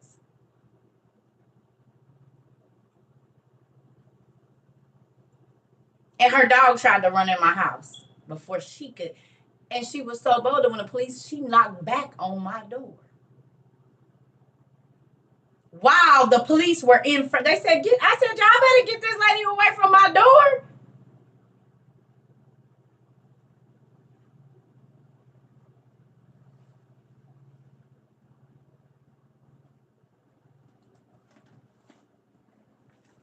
The devil let you know when he heard you too. God let you know, and Lucifer let you know as well. Y'all be playing. That's why I said I do not care what nobody think about my life. It's real. The mind battles is real. Y'all can do that fake church stuff. That ain't gonna help me. Like them two disciples or whatever that went and tried to cast out them demons, and they got their tails toe up. They said, Paul, I know, and Salah, whoever, Jesus, I know, whoever I know, but I don't know you. And all you saw was smoke and arms coming out. And keep on playing. I don't play church because the devil been coming for me since I was born. He's been coming for me since I've been alive, trying to make sure that I don't walk with the Lord. I done almost lost my leg. I done almost lost my hand, burned eye, you name it. I'm good. I can't play with the devil. Y'all play with him. I don't. He hates me. Now y'all might be his friends, but he come for me. I almost died having every last one of my kids. Oh, he been coming for me. He attacked my lineage. Come on. I had to fight to get all my kids here. Me and them. They went to my mom every time and said, hey, which one? Because it's touch and go right here.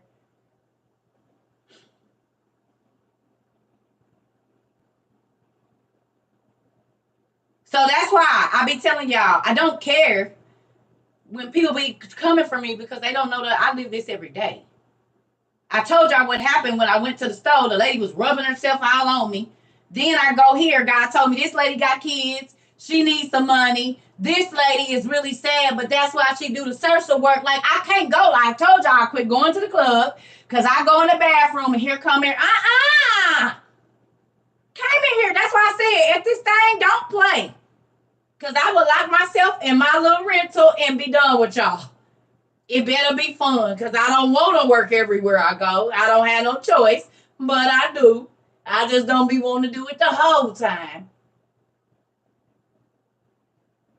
I be wanting to turn up too. The Lord, they had festivals and it was plenty of wine pouring and food and dancing. So don't come for me, church folks, because what they was not singing kumbaya, y'all little things. They was turning up, honey. Because God said, all right now, y'all been partying for 6 months now.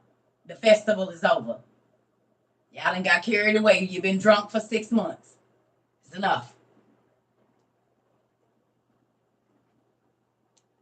It's enough. Go read it. They always get carried away after them festivals. Said, all right now, y'all done turned this into a whole order. No. lasciviousness now. Read it for yourself. It's right there. All right. So now that we know that Job was a king, now that we know that the angel sealed him, we know his homeboys was talking crazy to him, talking about that's why your kid's dead, and that's why you lost all your stuff, even though they didn't know that he had made the decision to go and go against the devil. Okay? They didn't know. So your friends are always speaking on something and they don't know what they talking about. See? But God told you, don't say nothing. They don't need to know. Because they'll have something to say about that too.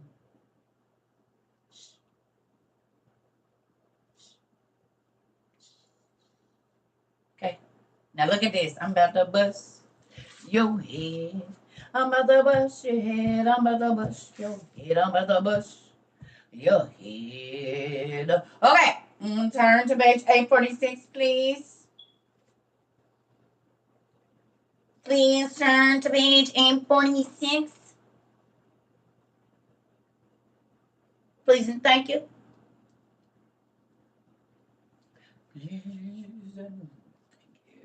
846, 846, 847, 847, 846. No. All right. Right there where it says to his children, his chipments. Right here, we're going to read that. It says, then the devil, when he had come to know my heart, laid a plot against me, disguising himself as the king of Persia.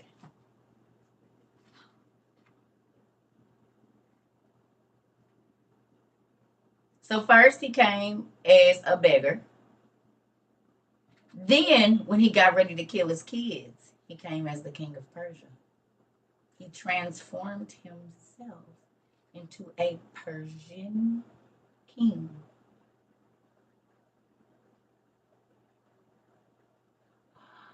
Like Xerxes or Ramses, or I'm not Ramses, Xerxes, or one of those guys.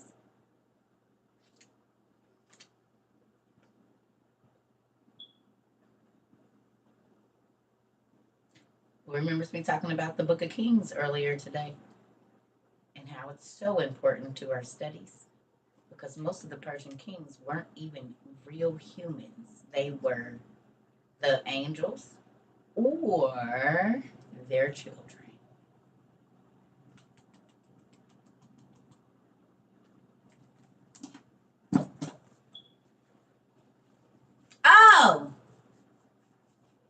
Oh, it's right here on page 846. Right here. It says he disguised himself as the king of the Persians, and he stood in my city, gathering together all the rogues in it. And with a boast, he spoke to them, saying, this man, Jobab, is the one who destroyed all the good things of earth and left nothing. The one who distributed to beggars, to the blind, and to the lame. Yet the one who destroyed the temple of the great God and leveled the place of drink offerings. So Lucifer was mad because the temple that Job went and destroyed was his temple. Lucifer's temple. Like those big temples over in ancient Mesopotamia that's still in shambles right now. One of those. Okay. One of those. Okay. So the devil stood in Job's city and said, this is all the stuff he did, but this is what he did. He said, therefore I shall also repay him according to what he did against the house of God, little g. What he did to me, Lucifer. He tore my temple down, and he didn't went against the God. So I'm about to unleash all my fury on him. Okay? He said, come along then and gather spoils for yourselves, all of his animals and whatever he has left on earth. And they answered him and said, he has 7 sons and 3 daughters. Possibly they might flee to other lands and plead against us as though they were tyrants, and in the end rise against us and kill us. So he said to them, have no fear. Most of his possessions I have already destroyed by fire. The others I confiscated, and as for his children, I shall slay them.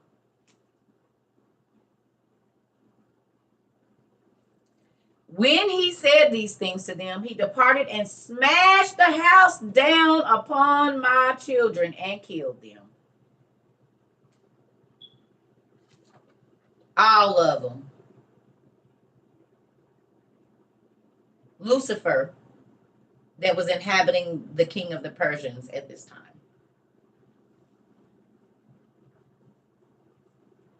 Said, I'm about to unleash my fury on this dude. So we need to find out which Persian king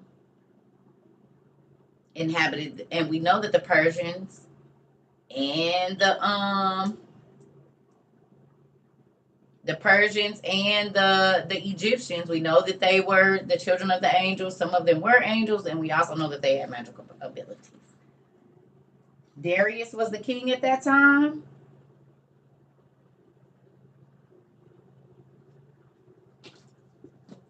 So King Darius is who Lucifer.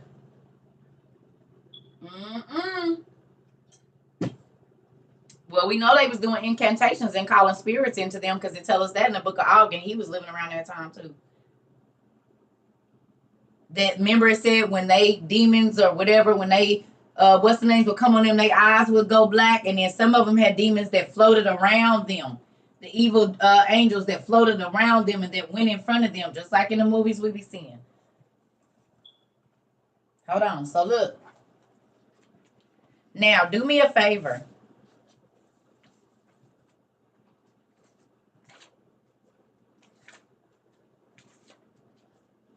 We're going to skip.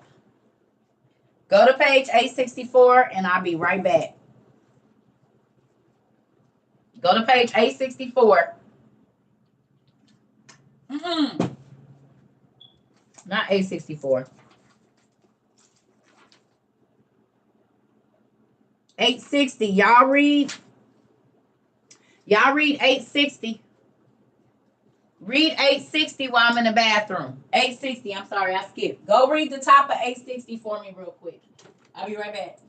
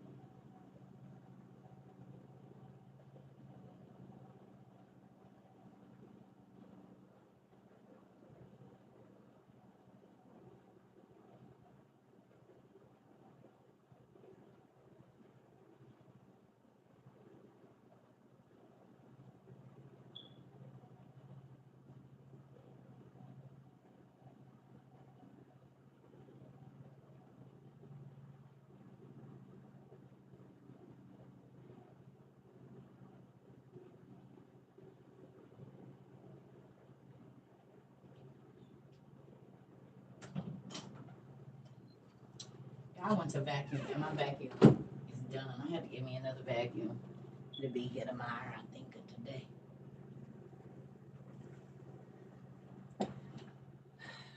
Couldn't even vacuum.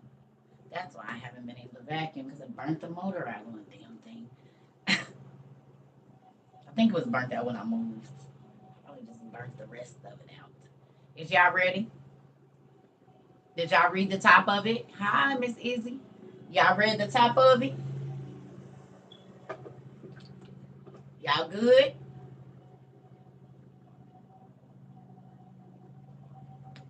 Okay. So now I need y'all to go to page 864. Now I need y'all to go to page 864. I had to give y'all a little background story, and all of this is gonna play in. The people we looked up, Miss Merritt and Miss Nefertiri and all of that. 864.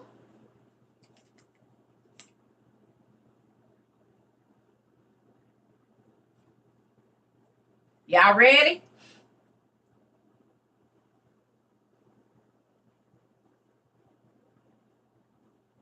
Is we at 864? Okay.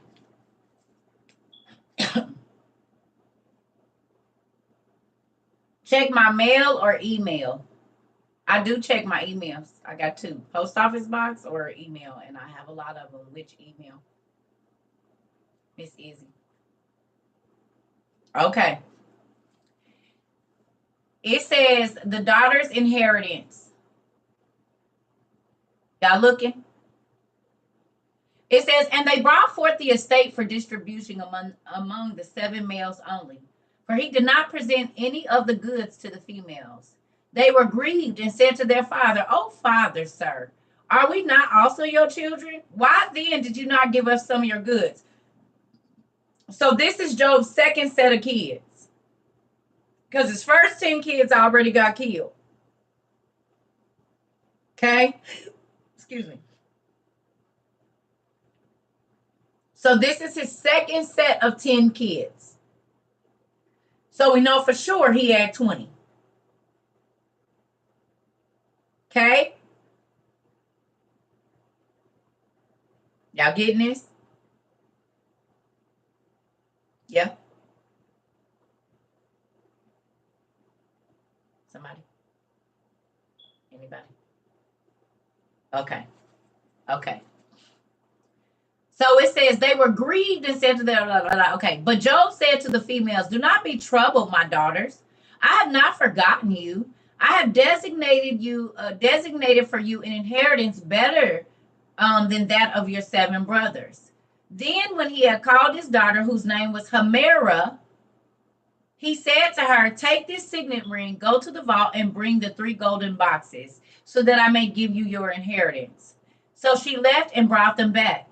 And he opened them and brought out 3 multicolored cords, whose appearance was such that no man could describe, since they were not from earth, and he gave each one a cord, saying, "Place these about your breast, so that they may go well with you all the days of your life."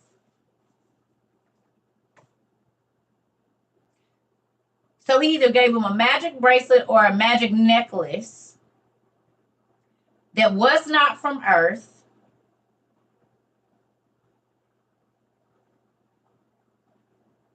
And electrical sparks came, like rays of the sun came out of it.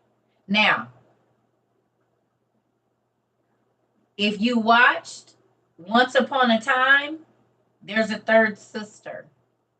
And they have gold bracelets, and they only work when all the cords from Percy Jackson. Was it cords on Percy Jackson? Was there cords on Percy Jackson?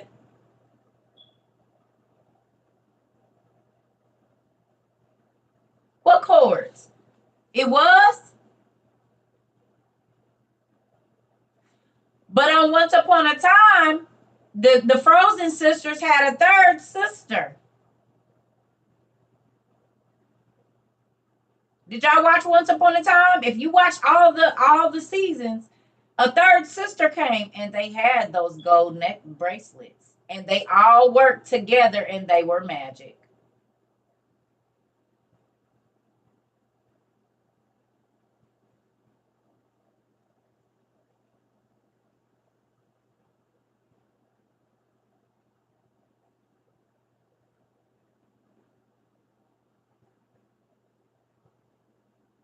Three sisters with magic bands.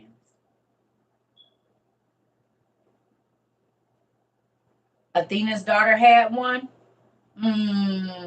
Okay. So I just wanted to go there. Now, this is where it gets interesting. I need y'all to go down to the notes on the same page. If y'all in y'all book, or even if you on the PDF, go down to the notes. Because do y'all ever go down here and read? Because this is where I'm about to bust y'all. This is the head buster right here. We went through all that we went through to get right where we are right now. Y'all ready? Y'all about to start looking at the notes all the time now. I'm going to show them first because I always show y'all first. Y'all see this right here?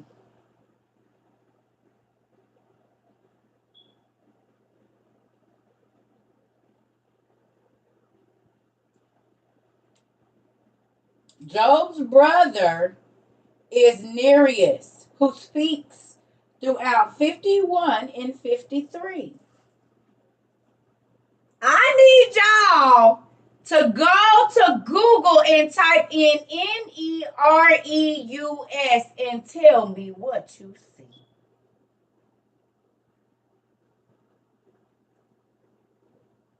Nereus and tell me what you see. Tell me what it say. Nephew, if you can do it now. You seen it? That is Job's brother.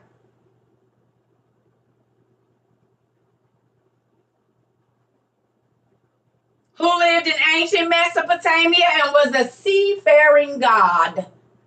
Nereus is Job's brother. Guess where else Nereus is mentioned in Greek mythology? The Nereids. The Nereids are from Nereus, Job's brother. There's daughters. And Homer, who's listed in our Big Green Book, who we also have right here.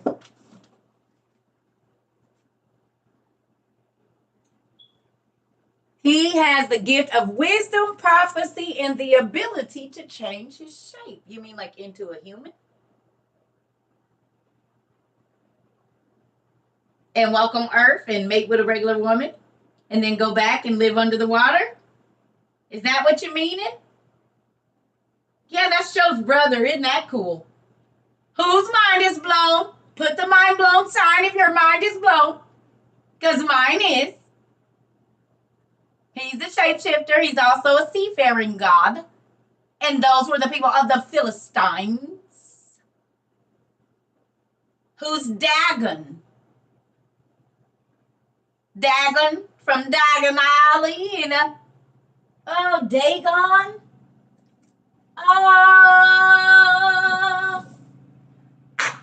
Is your mind blown? Is your mind blown? Is your mind blown? Is your mind blown? Is your mind? Because mine was. I said, hold up.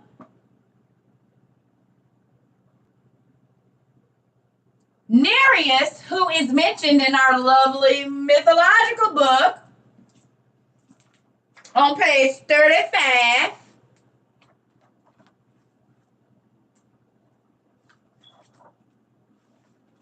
Guess what it says he is? The old man of the sea in Mediterranean, which would have been ancient Mesopotamia. A trusty God and gentle, Hesiod says. This is why we read Hesiod's Theogony. If you were here with me, and we read Hesiod Theogony, now you see, why it's so important. This is a part of Hesiod's Theogony, right? Oh, shoot. Come on.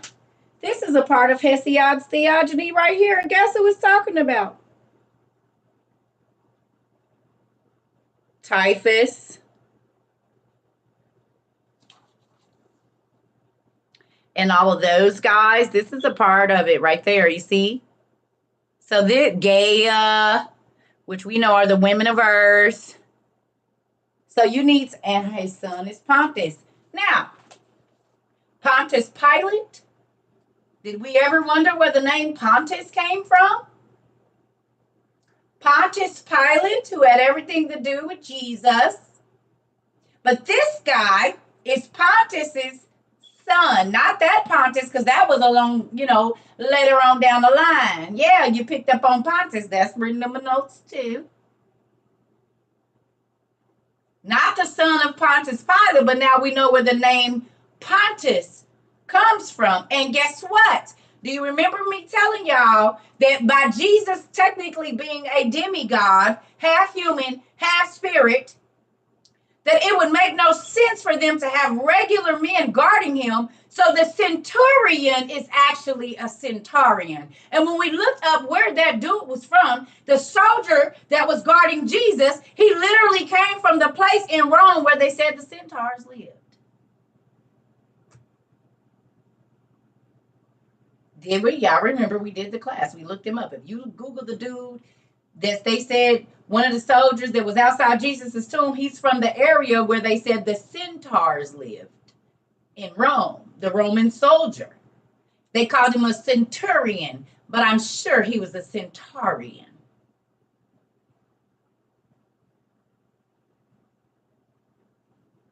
Okay, now, Nereus, Job's brother, is mentioned in the gods of the waters. See that? It says, who thinks just and kindly thoughts and never lies.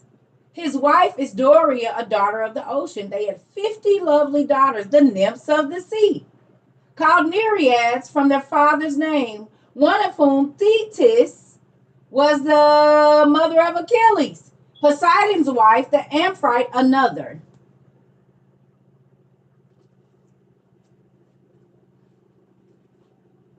And they all lived in the ancient Mediterranean or Mesopotamia, which is exactly where the Bible says that the angels came down and slept with the fish, with the reptiles, with the animals of the field, and the birds of the air, and the women. Now do you understand why I need all of these books? Because if I didn't have the OTP, if I wouldn't have read the Precepts for Living, they had me looking up Merit and Merit Amon and Merit and to see who they was married to. And then I got to go and see when Ramses lives. And now I got to come back over here. And now that I know that Darius was the king, then I know that Darius, Lucifer inhabited Darius as to why he went against Job. But then Job's brother came and talked to him, who could shapeshift, who was a mer person.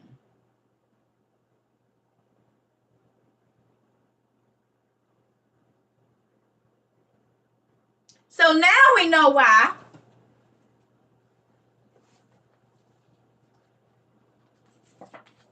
this is our incredible creatures and creations of the Holy Bible. And when we go in here,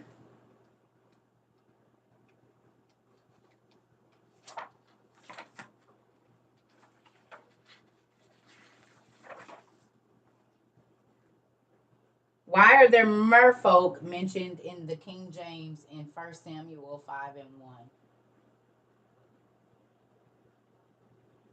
And then we go and we Google Nereus, and he is Job's brother, but he looks exactly like his body looked just like this.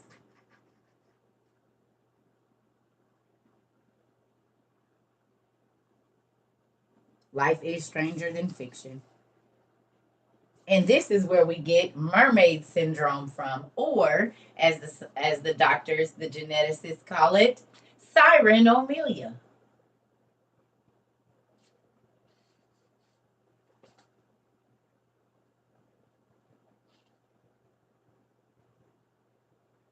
Now we know why they took all the books out of the Bible, because it'll lead. Now I told y'all, and y'all know.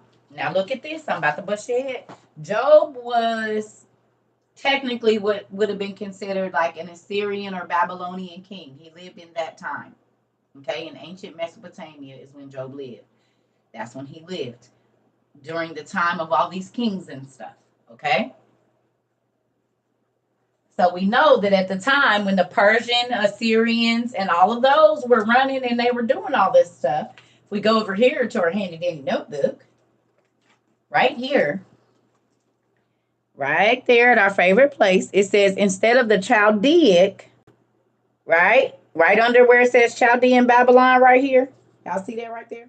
Right under there, it says, let me move back some. Oh, and look, Nimrod. Talked about him earlier.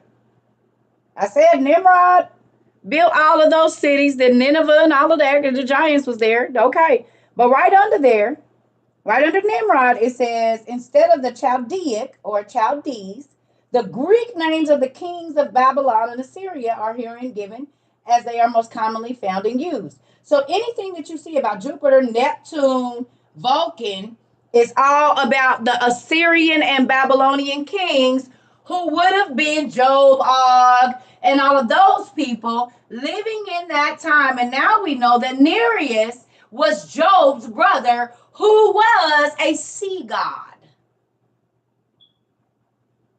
This is where the water nymphs come from. Job's brother.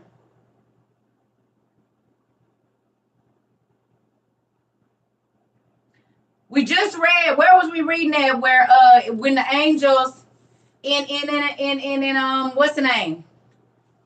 One of Joseph's brothers. We was just reading it where it said the angels got the women pregnant and then brought them outside and showed them their real size. What was it? Simeon? Whatever the last brother of Joseph we just read when it was talking about the women. Whichever brother, I can't remember which one it was. No, it wasn't Simeon. It was Reuben. In Reuben's story, Reuben, when he was talking to his kids about lust, talked to his kids about the fallen angel, the women seducing the angels getting them pregnant, and then them calling them outside and showing them that they went up to heaven. That's shape-shifting.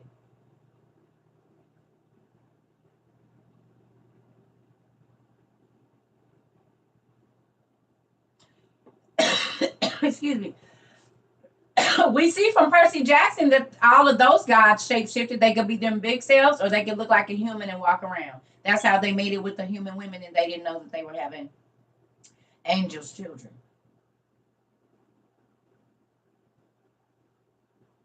Ain't that what happened in Percy Jackson? All the gods could be little or big. When they were in their god form, around whatever their element was, then they were massive. But they could shapeshift and be normal people too.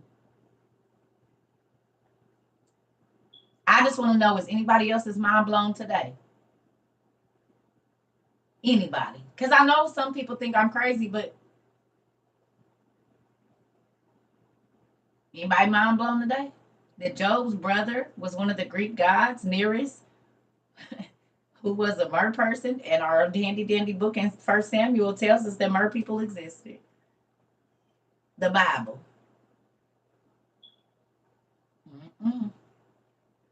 Now y'all see why I be wanting to get in my books, and I be like, I need a month off of here so I can get in these books and look around and look at the little bitty print. So when we go and we study about the nymphs, we're studying about Job's nieces. The sea nymphs, Job's nieces.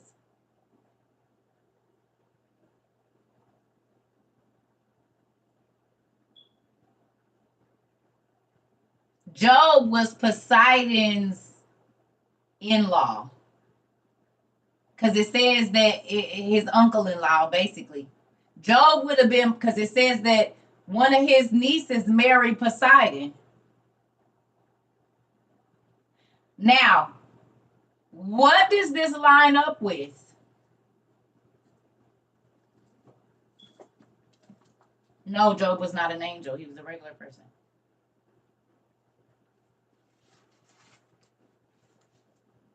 Don't do it. I gotta give me some bookends.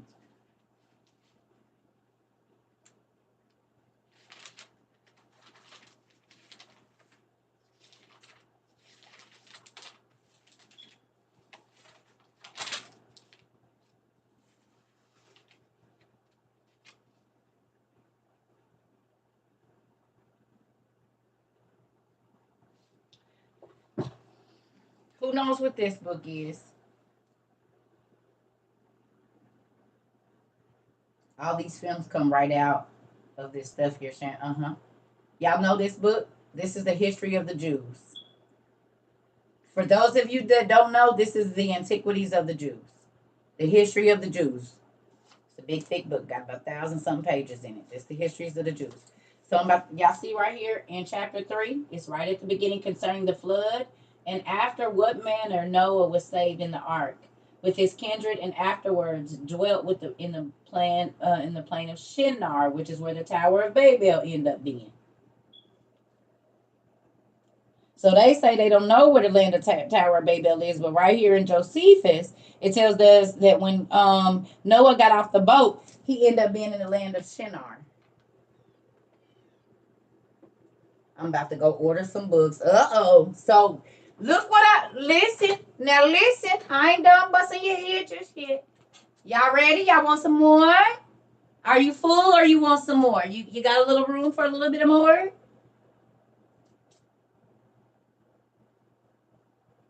Well, we don't know that I don't know that he was completely human. I can't even say that he was. I don't know. You're still hungry. Okay, good. Give you a little more. Okay.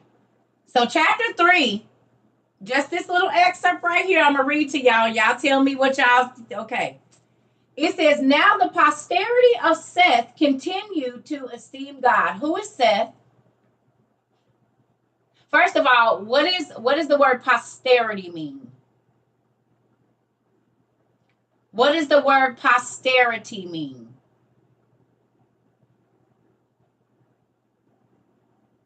Seth is Adam's son.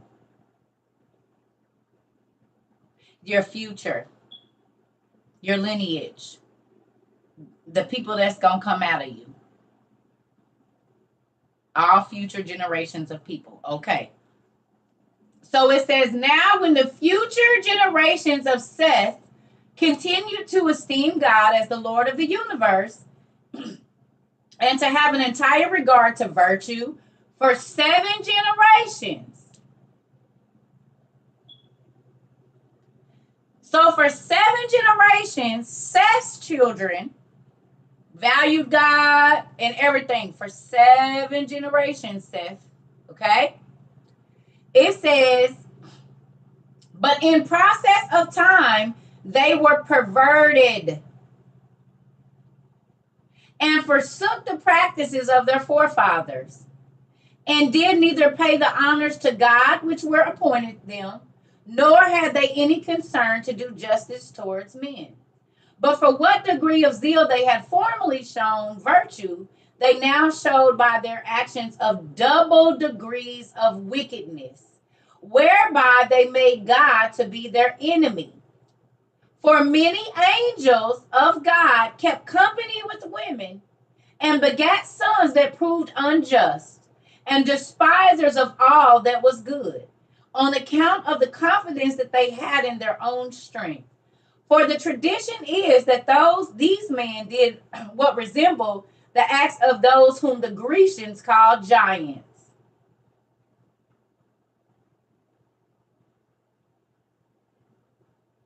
So the lineage of Seth, after 7 generations, got double wicked, and they women laid with the angels.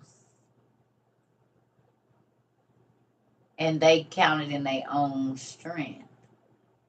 What page is this? It's 37.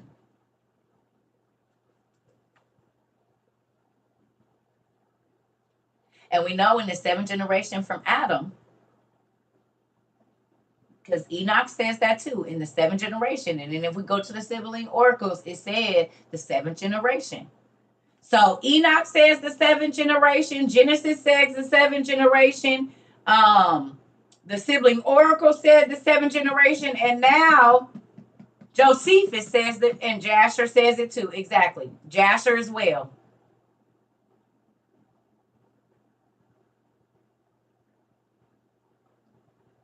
Well, they went into the Canaanite women as well. It's still it's not they lie. That I'm sure they didn't only just leave the Seth. They all was living in the same place. They was all living in this valley-like area, in the mountainous areas. I'm sure they just didn't go, because they went into the Canaanite women as well. Now, it's not saying that some of Seth's daughters didn't go to Canaan or in that area. They was cousins, sisters. They all was living right there together. In your complete book, it's on chapter 4. It's chapter 14. Okay, well, y'all know, like I said, they got different versions. That's why when sometimes when y'all ask for the page, it might not be that page because you might have a different edition from me, same book. You see what I'm saying? So that's why sometimes I be a little irritated because you got to look at your version of the book that you have. It may not always be the same page.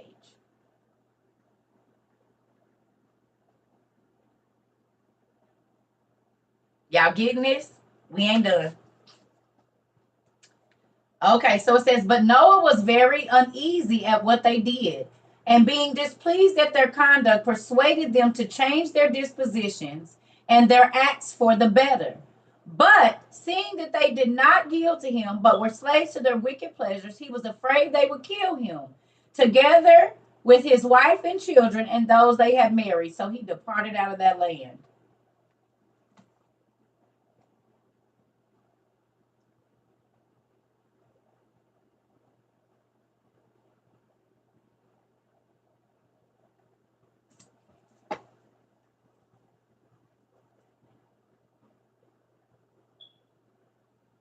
How do you read it? You read it just like the Bible. It's a history book.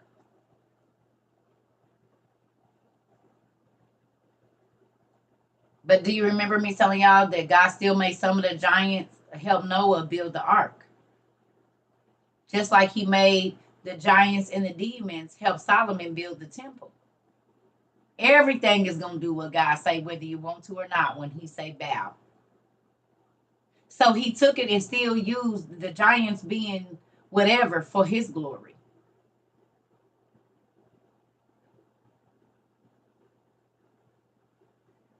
So was the no, yeah, the rock giants. They and you see how when they got killed, their spirit went back to God because they were the fallen angels. And they was trapped here. They couldn't go back.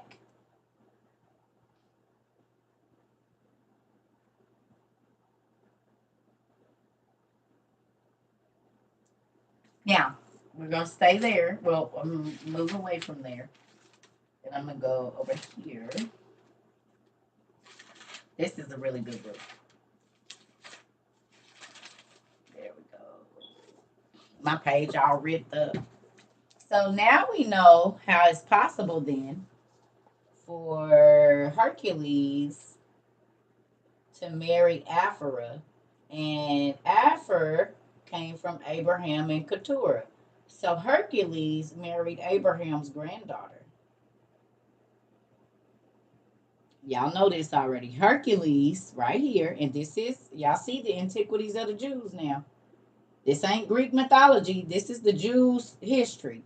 So in the Jews' history, it says that Abraham and Keturah had 3 sons. This is how Africa and all those places got their name. And then Hercules married Aphra's daughter, or Abraham's granddaughter.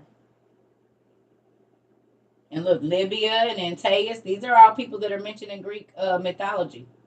Look, Aphor and Japhran, the country of Africa, took its name. Surim is where Assyria got its name.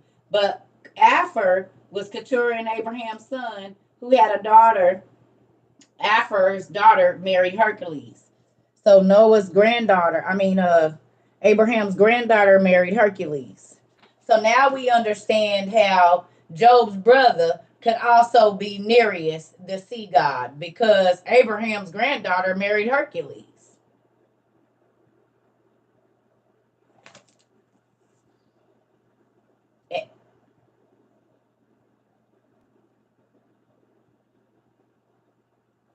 And this the history, the Antiquities and the Wars of the Jews.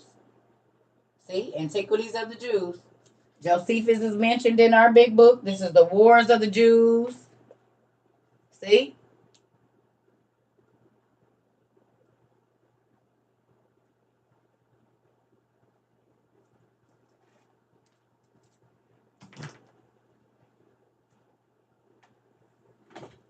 So Now that your heads have been bust, I'm going to go eat and take a nap because we've been on here for 145 minutes and 20 seconds. My job is done. Do you like it? I like it.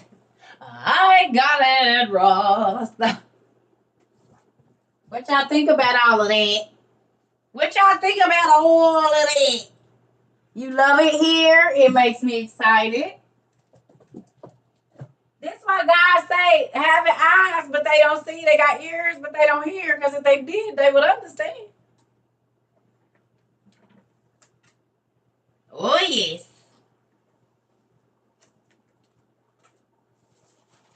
So, if you have not downloaded Hesiod's Theogony, the poem, you need to get it because it's going to be part of your research.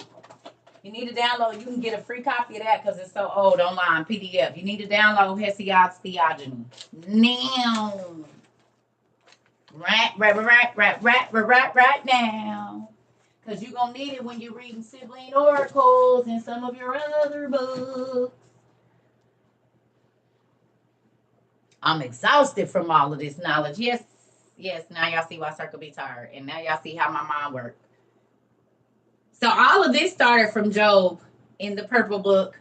And then I looked up Merit. And I looked up who she married. And then I thought, Merit, amen. Where did the word merit come from? Oh, it means praise, like worship her. And in her last, Merit, amen. Amen. Oh, okay. So I know that these people that had this name were not all human. And she's worshipped as a goddess, which means 9 times out of 10, she was one of the angels' wives. That's why you see the big ones, and then their wives was little, the priestesses, the goddesses. They worship the mother of their children as goddesses. They put them on the pedestal because they gave them these giant children who would rule over the humans. Yeah. Gaia, the women of earth, father of the stars, angels. So when the fathers of the stars went into the women of earth, we came from the earth, we go back to the dirt. Gaia is just the women. So the Gaia goddesses are just human women that they deified because they gave birth. And we don't know, I'm sure, their molecular structure from reading because Noah's wife slept with the angels and was a whore to the angels' Naamah. And then there was giants on the land. So we don't know if when these women slept with them, it changed their genetic or molecular structure. We don't know. Carrying this Nephilim in their system, half angel baby, I'm sure it did something to their body. Hesiod's Odd, Hesiod. Hesiod's Theogony. Do y'all love me? I love y'all.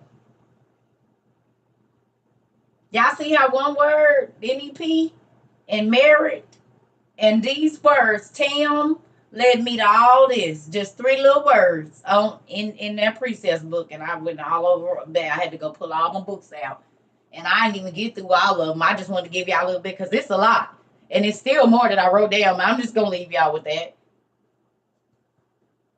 Now, do y'all see, though, honestly, why it's so important to have these books?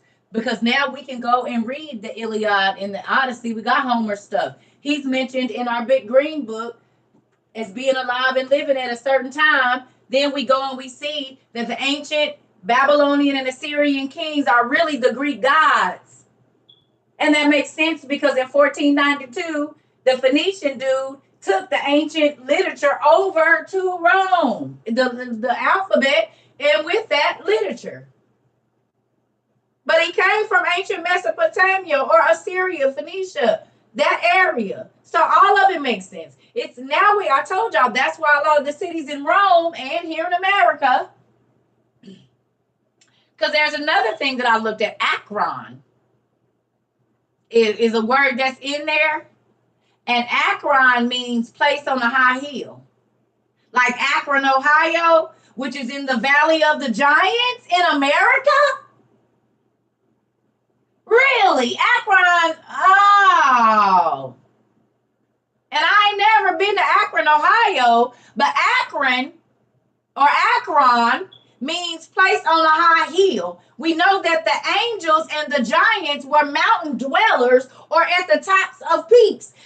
And we know that the Ohio Valley is called the Ohio Valley or the giants of the Ohio Valley, and it's called Akron. Oh,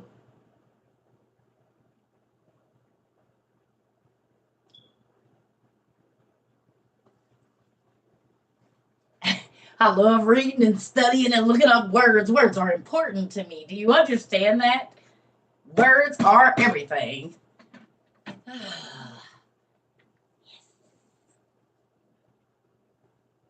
Mm-hmm.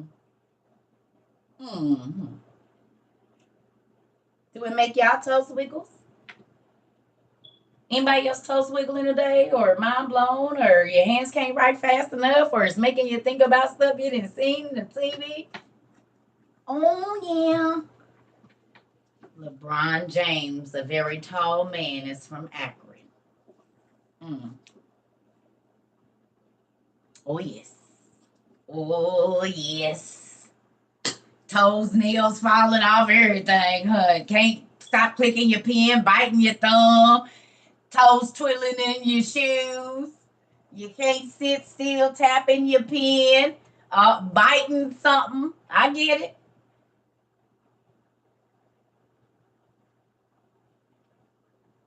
I said, ha, I can see clearly now. Come on. Toes that busted out my shoes while at work. Oh, wow. Biting my lips. I know, like, mm. Mm-hmm. Rocking like Sophia on the color purple. I love it to me. When I wait a minute, hold up. My cheeks tight. Oh, I know they is. Because, honey, when I saw Nereus was Job's brother, and then I went and looked Nereus up, I said,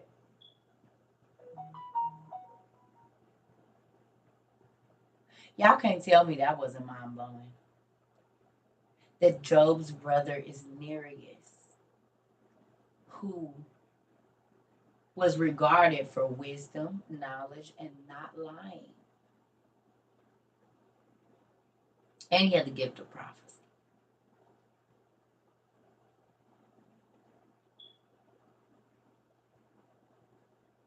Your husband is 6'6" and he was born in Saudi Arabia. Ooh wee, honey, you better get a look at it. You probably got the six-figure people in his family. My wig is spinning. Yeah, you just scratch that bad boy off. Dang near just snatch it off and put it on the counter. All this from Nep. Yep. All this from Hanep. All of it from Hanep. I feel so smart. You should. You are very smart. You is smart and you is beautiful and you is talented and you is loved. All of this from NEP. We done went back to the Hebrew language. We done went all over and everywhere. Y'all hear the birds? Yeah, they right outside my window. They might not be real birds.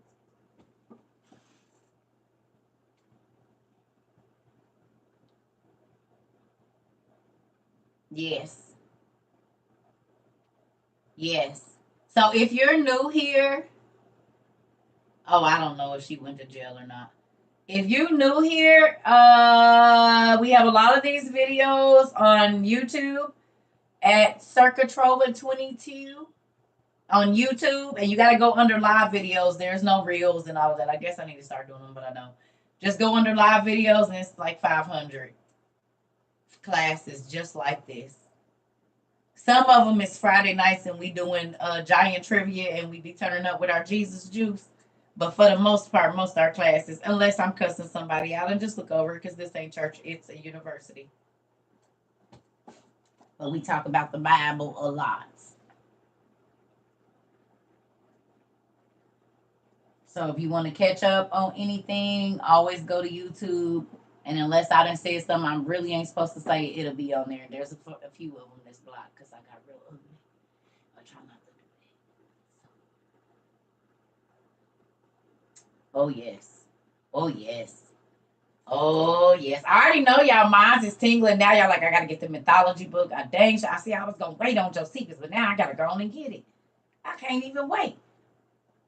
It's like the Jordan 11s. Now we be getting books like how people be waiting for shoes to come out and buying shoes and stocking them. Well, that's what we doing with the book. Yeah. So there's that. I love y'all. I'm going to order. I'm going to Amazon to order me some books. I already know how to go. Yeah. If you're new, just go on and buy a bookshelf now. We have people that have bought over 300 books since they've been in the Circuit Travel community. Since they've been at WOIU, they done bought all their school books. Hell, they buy me books. They buy me books, them books, everybody. Everybody, you get a book. You get a book. You get a book. You get a book. That's how. Yeah. Ain't it, y'all? Y'all done bought books for everybody. Oh, I don't know. There's so many different versions of it. There's a lot of different versions. This one is William. What's his name?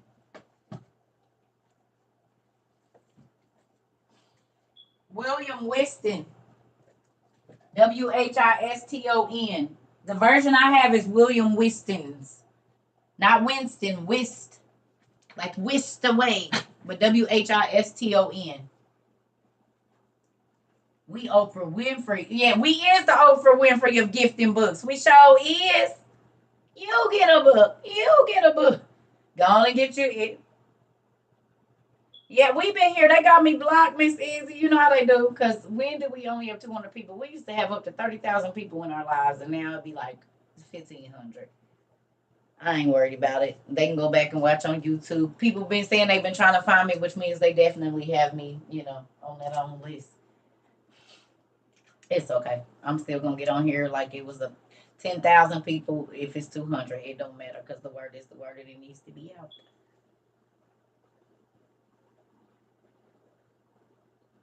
Yeah. So all of our videos are on YouTube from May until now, and we did 500 before January, like 450 before January, which was crazy. But they're long classes. Most of them are at least an hour to some of them 5 hours. Well, I think one day we was on there 10 hours. So you got your work cut out for you. If you want to learn and want to know, we got freshmores, we got freshmen, we got freshmores, which means you came in the middle of the year, and then we got sophomores. So if you just came in, but January to now, you would be a freshman. Anytime after June, July, you're a freshmore. And then we got our sophomores that came right in, you know what I'm saying, February. You know what I mean? So we got freshmores, which is freshman, sophomore, middle year. We got sophomores and we got freshmen. Yeah, we had 13-hour classes. You remember? Yeah, when nobody get out. Wouldn't let me go home. You a freshmore, Barbara? Okay. Hey, Barbara. No. Shoot. Miss Barbara, I'm about to get you. We go not today, but now that I know you here. Uh-huh. Is it hey Shirley is Barbara? Is it hey Barbara is Shirley?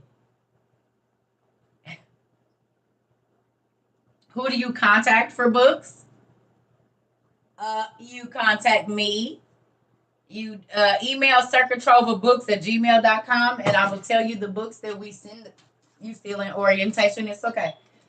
So we do buy these books for people that cannot afford them. We ask if you can afford them, go ahead and get them because we send them out. But you have to send me not a whole long paragraph, please. Just hi, Circa. I would like some books. This is my address. Now, if you want to say, hey, I can't afford them, you don't even got to tell me why. But if you can go get your nails done and Uber food, then you can get you some books. That's how we look at that. If you can spend and get your nails done or get a quick lineup or go buy a bottle of Casamigos on Friday, you can spend $54.99 and get you some books. But if you cannot, we do buy these for people. So then you need to email circatrovelbooks@gmail.com and give me your address and your name, correct address, and they'll show up to your house magically. Okay? Magically, they will show up. But do not send me a 2-page email and then tell me all of this stuff and then no address, because I skip those. I don't even go back. Once I skim through, your address ain't in there, I just move on, because I'm not emailing you back for your address, because it's simple instructions. Address and name. And thank you, maybe. How I would like some OTP, and we'll send them out. We ask if you can buy them, you buy them, but if you can't, we'll buy them for you. So you can study alone. Now, please don't email me asking for any of the other books, because that's not you are responsible, new people, for building your own library. We send you your initial books that we study out of pretty much every day, which is these two. And it's still $60 worth of books. It's not like it's cheap. So, okay. We will send them to you, but we ask if you can, turn up on the weekends that you get them. If you can't, we do them. Okay, and all you need to do is send your name. Say, hey, I like some books. The OTP, because this is, people be emailing me asking for all. I would like the big green book, and then I want Josephus, and then no. You build your library. We give you your school books, which is these two. These technically would be our school books. Everything else you on your own. Goodwill, half price bookstore, and all of that. We buying these, not all the others. Yes, Tone, you will not believe. They have a long list. We is not building your library. You doing that. Oh, honey, y'all will not. I think I want. And then, you can throw in. No, this ain't that. We buy you a copy of the OTP. That's 2 books, but in those 2 books, you got 200 books, if not more. Yes, honey. Miss Danes, Danes, listen. You will not believe. I say, is these people crazy? First of all, name me some TikTokers that's giving you anything for free, and you ain't gave them some money first. Name some Instagrammers, Facebook people that sending you just $60 on they dime.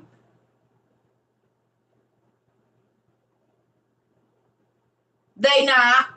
Beyonce, you done bought 18 of her CDs. She ain't never sent you $1 back. And you've been buying her music for 22 years. How many dollars Wu-Tang Clan give you? Hell, Bishop T.D. Jakes had a CD. How much he give you back on his Woman Thou Art Loose stuff?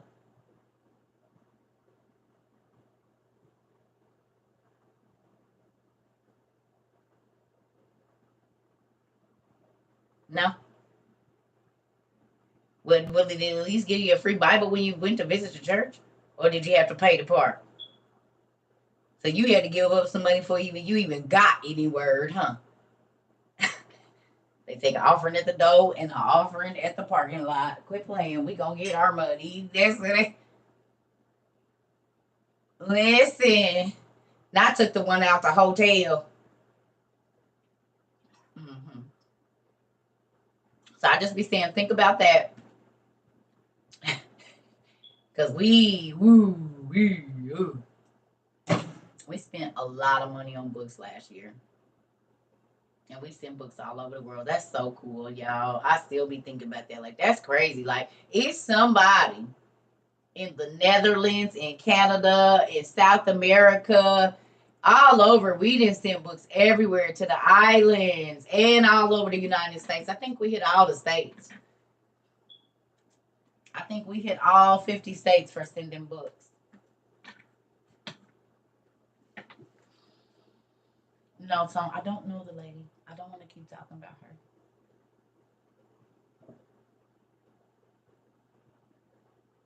Callie been canceling school for the past 3 days.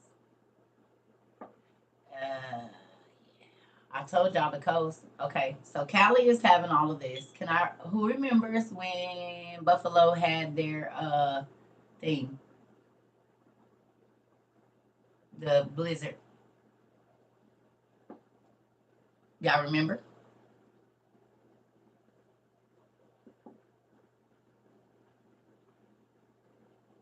It's been 3 months, a season. I said they're going to go to the west. They're going to do exactly like they did with COVID. It's going to be on one coast, and then they're going to go to the other coast.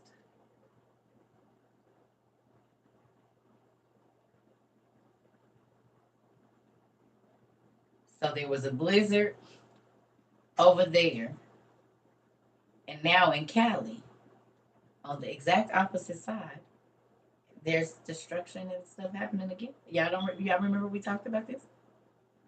Look for down south next.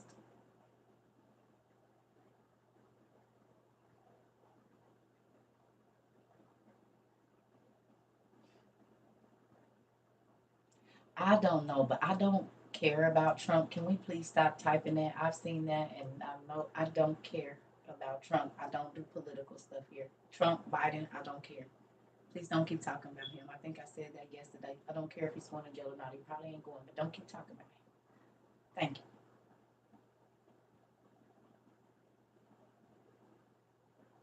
I don't care if he go to jail or not. He's a part of the movie. He has to play his part, and he's playing it. Just like I'm playing my part of the movie, you playing your part of the movie. I don't care about Trump and none of that.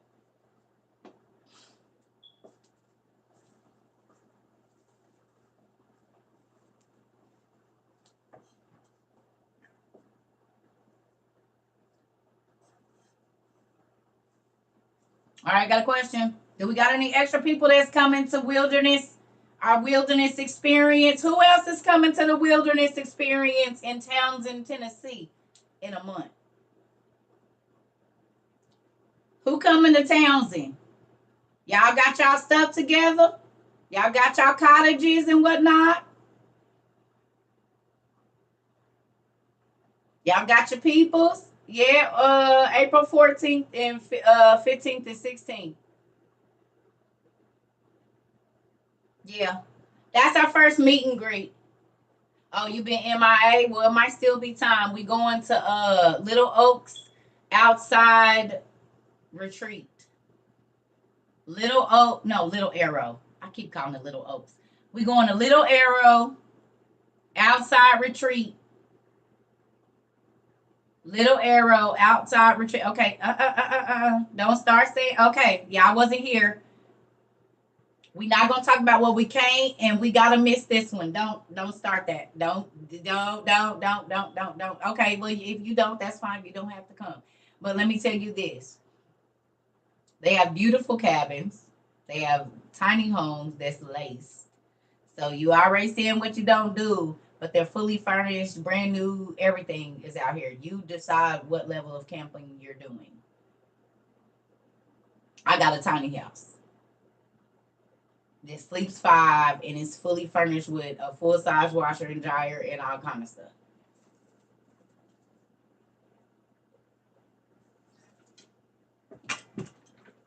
So they got some nice and it's cheap. $500 for $300-400 for a whole weekend for 5 people to split $500 or $400 or $300.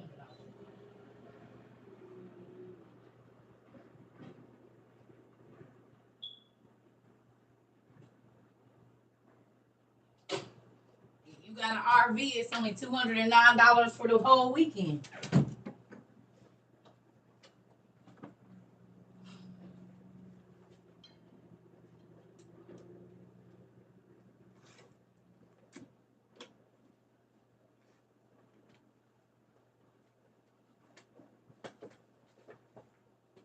There's it's people that's already looking. We got some people, Miss Lady, I think. Who else got cabins? Go to circuitrova22.com, and they already started some threads, and then the Slack too. I think they got some threads in the Slack with people coming from different areas, and they looking for people to bunk with them or drive with them or whatever. So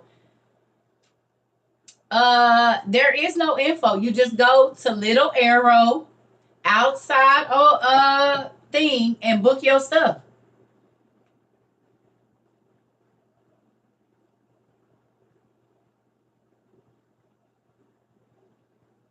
Oh yeah, no kids. No kids. Nobody under 17. Do not bring your kids. This is not a kid event, and you need to read through that because they don't allow no illegal substances, so you better have your munchy stuff or something like this. Because if they smell anything, you are immediately kicked off the property. It don't matter if you just got there. There's a quiet time between 10 and 8. So if you plan on going, you need to read the rules because you on your own if you don't follow them and they kick you out in Tennessee in the middle of the night. You on your own. So you better get with Auntie K or Queen of Cosmetics.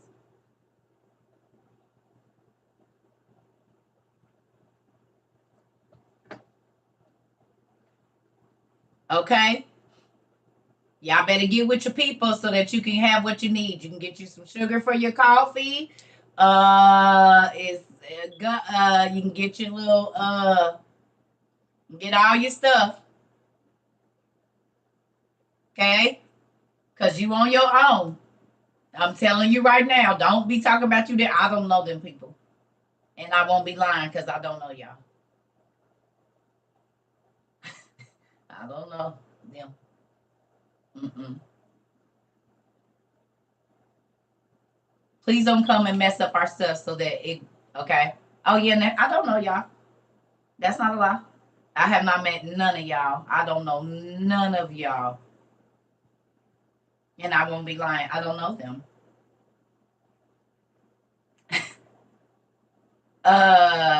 Gifted by Karen with a Y on Instagram. And Queen of Cosmetics, what's your Nettie's Necessities on Instagram too. So Nettie's Necessities or Gifted by Karen on Instagram. Both of those are Instagram. So Nettie's Necessities or it's Nette. Ain't it Nette? My stuff ain't in here. Is it Nette, Queen?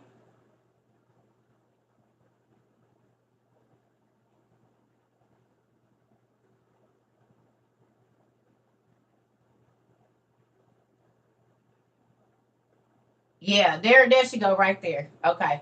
Nettes necessities. So get your necessities or get your Auntie K goods before you go.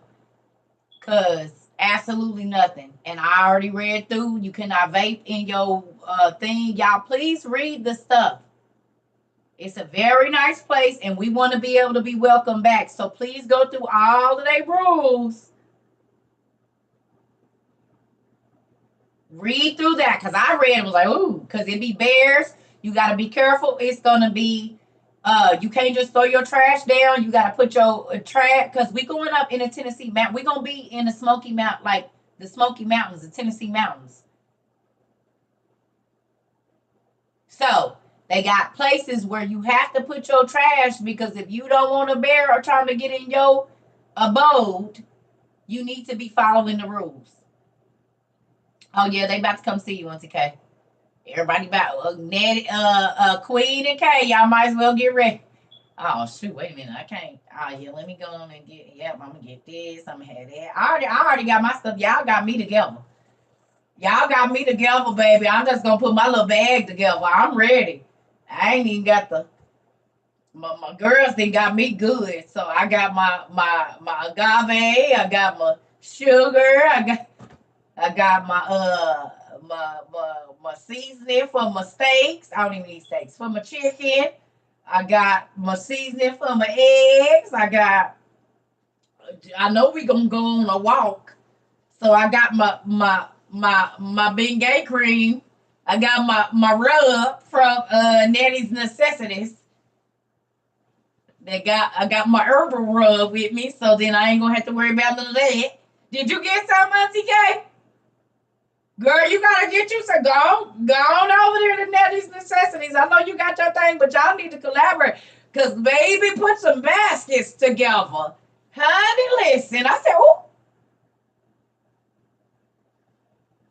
Well, that's nice. And that's nice too. They both nice. Mm-hmm. I seen your box too, nephew. Oh, she received the care package already. Oh, okay. All right. Well, let me get out y'all business. Okay. I see. Y'all be. I love that. So, can I tell y'all something? I love that y'all connect outside of here and that everybody is forming bonds, y'all. That makes me so excited. To know that y'all be patronizing and getting with each other, y'all, that make me so happy. We is really building our own city, our own community for real. Oh, I love y'all. I love that. I love that. I love it. That made me so happy. I got a gift at the PO box. I'm about to go today because somebody else said something. I'm gonna go up there today. I'll go later. What time is it? Yeah, I'll go later. Maybe before they close, I'll run up there because I think something else got delivered too, and someone else emailed me too about a package. So I'm gonna go up there.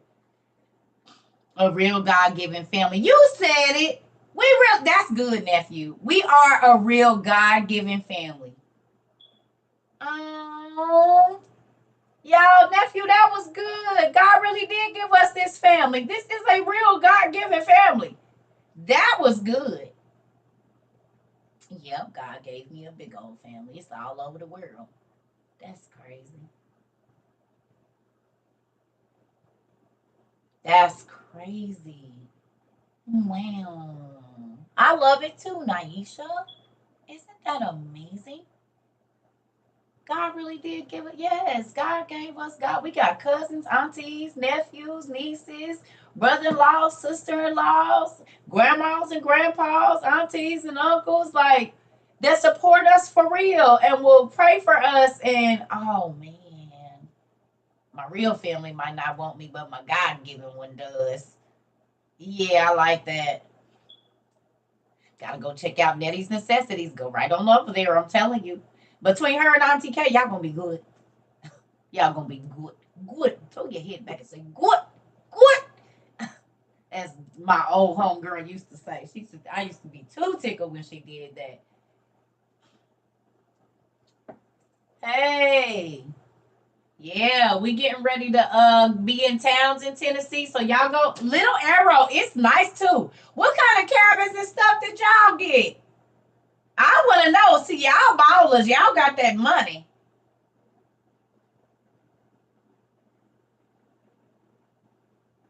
Little Arrow, is this where we about to be?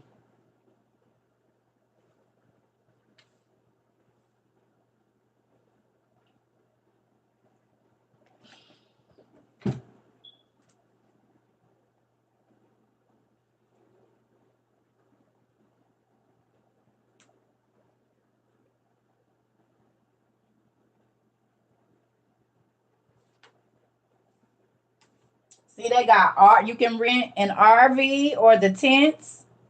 You can have a tiny home, a cabin, or they have glamping that you can do too. Yeah, we going to Tennessee, Tom. So you can get a tiny home. I got one of them. Cabin. If you have RV or your own tent, they have air. Like you can choose your level that is comfortable for you.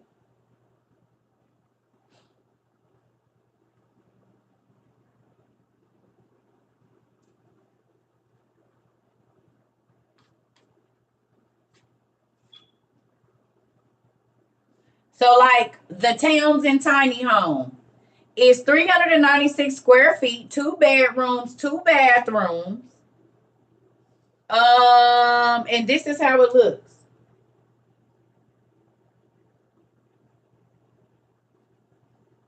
Come on.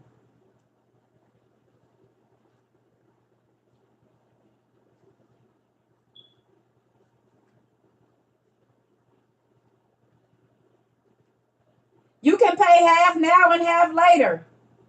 You got to just have it paid 14 days before you go.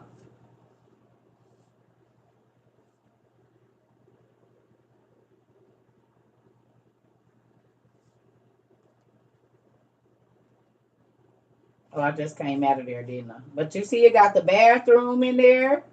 Let's go over there. Yeah, I don't want to go.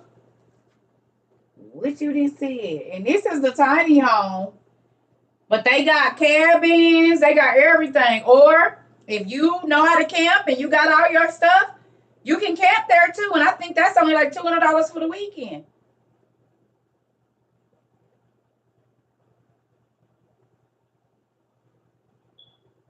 You see? Nice. Yeah. So they got cabins that's even nicer. Like if you got you got 5 people that don't mind spending $200 for their lodging for Friday, and you got to think the 200 is per person because they got one that's like $1,900 for Friday, Saturday, and Sunday. But if you got 5 people, you're only spending $200 per person for the whole weekend, and you can cook. You can bring your own food, so you ain't got to worry about that. Everybody spend 20, 30 bucks on some stuff at the grocery store, and you're good. Now it's just your travel, but we even got people that are getting together to no, this isn't my birthday trip, but you can make it your birthday trip. This is just our first meet and greet. We figure we might as well do it big. So there's that. But we still doing it little by doing it big. Because the whole weekend, any place like the place that I got, it sleeps 4. And it was only like $488 or something like that. I don't know. Without the extra fees. $500 for Friday, Saturday, Sunday. And it sleep 5 and got all the bells and whistles. You see what I'm saying? So if you got 4 people splitting $488, what is that? $120 a piece? $122 a piece for the whole weekend for 5 people or 4 people.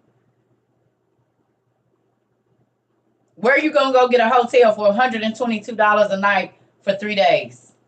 I mean, for the whole weekend. From Friday, you can stay there Friday, Saturday, Sunday for $122 per person. Nowhere. Not per night, for the whole 3 days.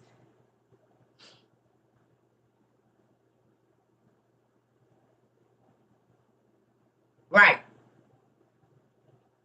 And most of the places, if we going to be staying overnight, I don't do expensive travel, y'all. I do travel on a budget.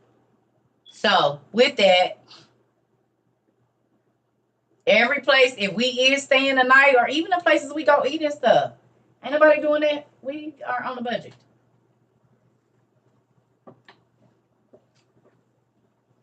Checking out Sunday. You got to check out Sunday at 11. I mean, y'all can do what y'all want to do. I will be missing my bed by 10 o'clock, 9 o'clock Sunday morning. So, yeah, I'm going to be on my way home.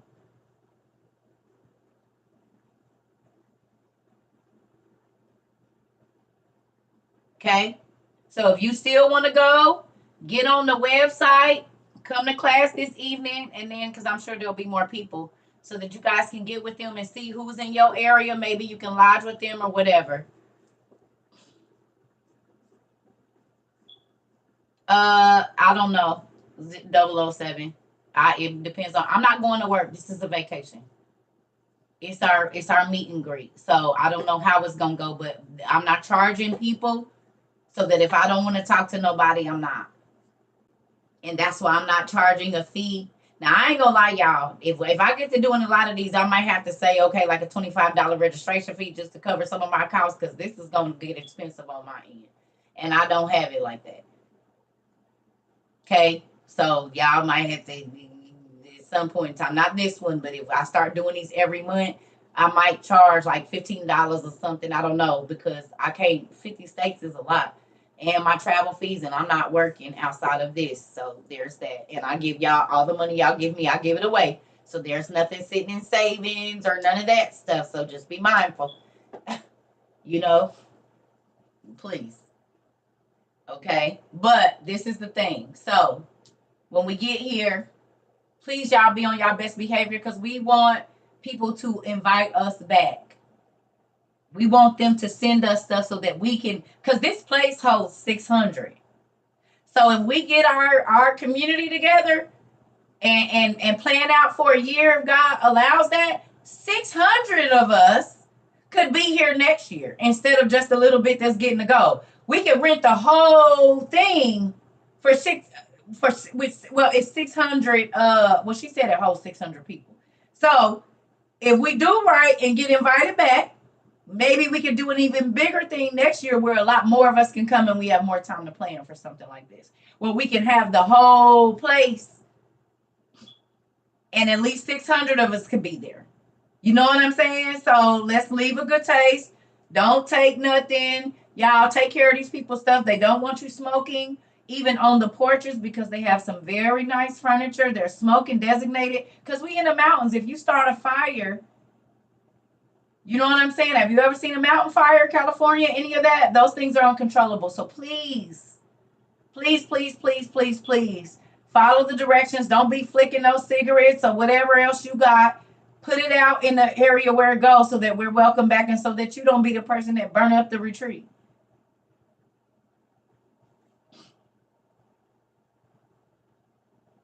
Okay?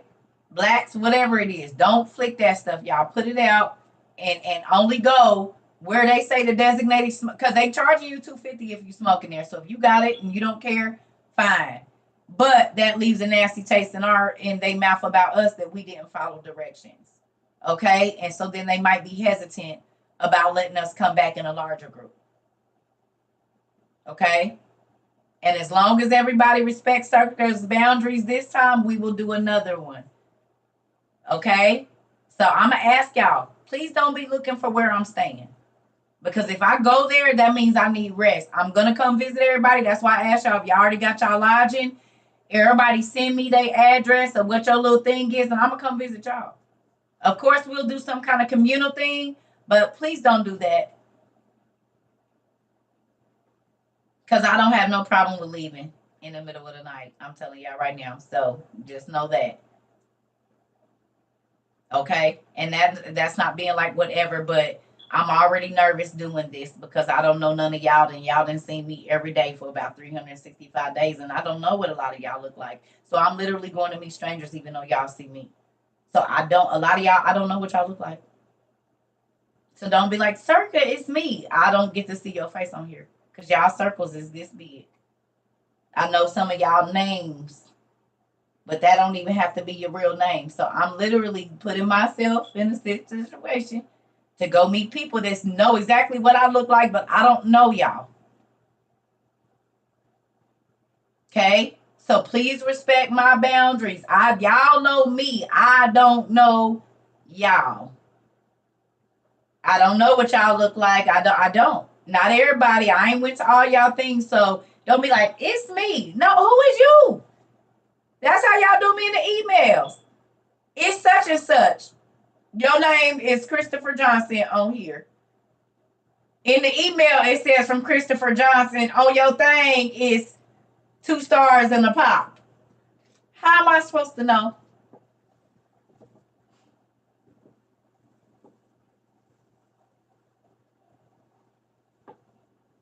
Juicy Fruit Johnson on here, and your name is Gerald. Gerald Juicy Fruit Johnson, and your name is Edgar Smith. How I'm supposed to know? Okay. How the hell am I supposed to know? It's a gazillion of y'all.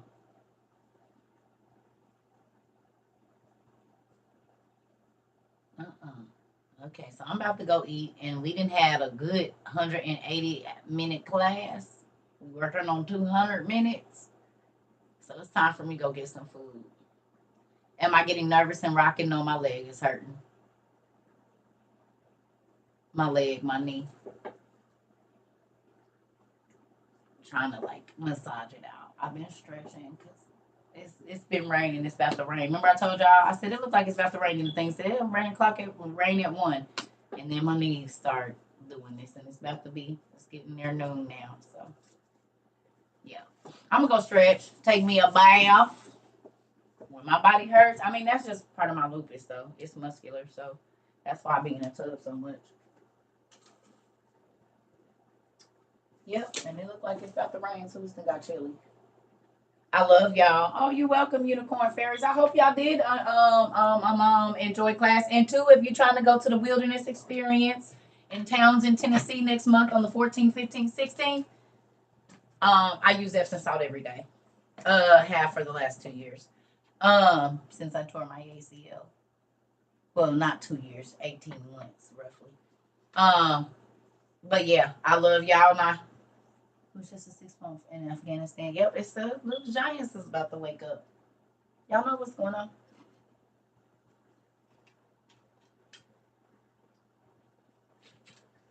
Now I'm gonna try to type up something, find a release that I'm gonna have y'all sign when we get to the place, because you don't get to record people that are like depending on, so we might have some releases for y'all to sign, just because for the people that don't maybe want to be on camera, if we record some of this stuff, or if I go live while I'm here in this Townsend place with everybody, we don't be just sharing. Like if we do an open circle where people are sharing, you do not get to broadcast that information unless everybody done already signed a disclaimer saying it's so basically like a live Zoom class, but we gonna be in person. And y'all know how people share on Zoom, so I'm thinking about that too, because I don't want nobody trying to do nothing to nobody to hurt them or nothing like that. So it's a lot of stuff that I need to do. It's just so many things I gotta get together. We'll be there in we'll be there. We'll be in Tennessee in next month on the 14th through the 16th. And then after that, 9 times out of 10, we going to Oklahoma. I'ma see. I ain't got it together just yet, but once I see how this one go, I really want to try to have Oklahoma in place before we do this one. So that way the people that want to come to Oklahoma can have their month or in month 6 weeks or whatever to prepare. But I gotta start calling around some places in Tulsa and OKC and see Tone.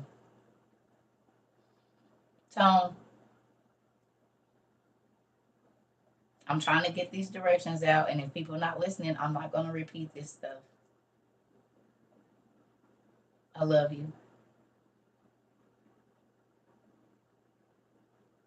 Okay, thank you. So, yeah. So I want y'all to be mindful of that, y'all. We have to be. It's okay, y'all. I love you too, Tone. And baby girl, I love y'all. Y'all know I love y'all, but just right now, because people be like, I didn't hear it or whatever. Pay attention right now. Please be on your best behavior. And yes, we grown, but sometimes you got to tell people. Please read over all of the instructions, because I think like RVs got to check in at like 1 o'clock. Certain places check in at different times. So you'll need to read over all of their stuff on Little Arrow. Okay? I said between this week and next week, I'm going to start looking in Oklahoma. So that way the people that's around that middle area can come. And then and that's why I said I didn't want to go to Cali. We're going to do either New Mexico or probably like Albuquerque or something, somewhere around in there. We're either going to do New Mexico or Phoenix after Oklahoma. And then I'm going to go back like towards South Carolina and stuff like that way. And then we'll go up towards where Auntie K is, which is like Connecticut and up there. So we'll end up probably for just these first couple, we're going to end up, no, Florida's too expensive.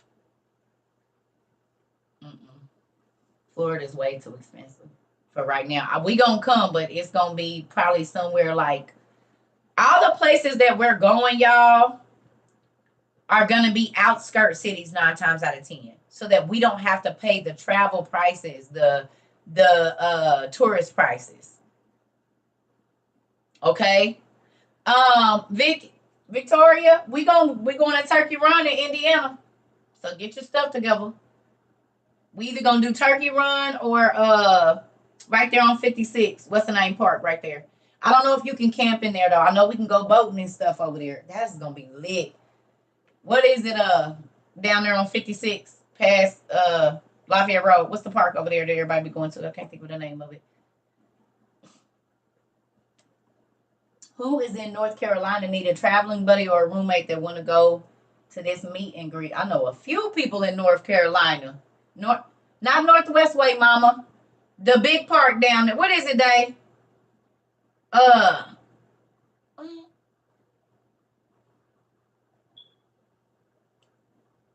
can't think of it. Not Northwest Way, Mama. It's on 60. Is that 62nd? No, that's 56.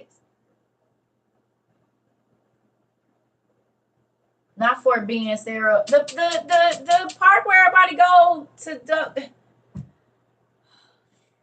I can't think of what it's called. Where you go camping and you go for the carriage ride. Eagle Creek. Thank you. Eagle Creek. We either gonna do Eagle Creek or we're gonna do Turkey Run in Indiana. Because both of those places I've been to when I know that it'll host and hold and we can do campfires and all of that kind of stuff. It'd be cool. Yeah. So we either gonna do Turkey Run, which is only like an hour and a half, 2 hours, I think, from Indianapolis. But yeah. Okay.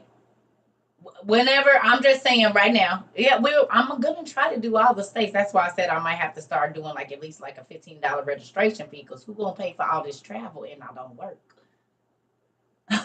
I'm trying to come to all 50 states, but what we're gonna do in the beginning is not go to the major cities. We're gonna go right outside so we can get the good rates like we got going to Little Arrow.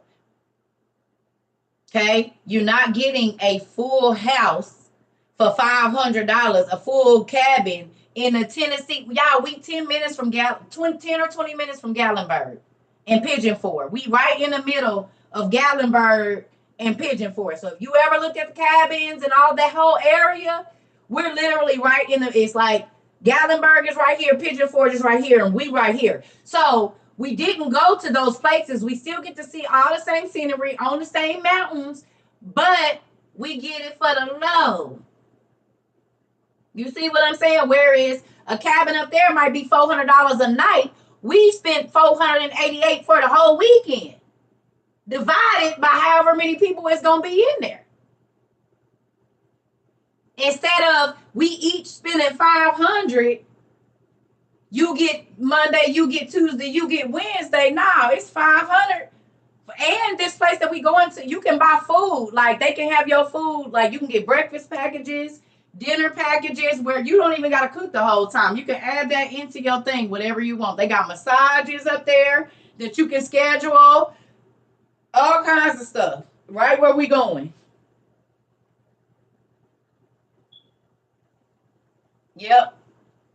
Right where we going. Like they got a breakfast package where they give you, I guess, enough breakfast eggs.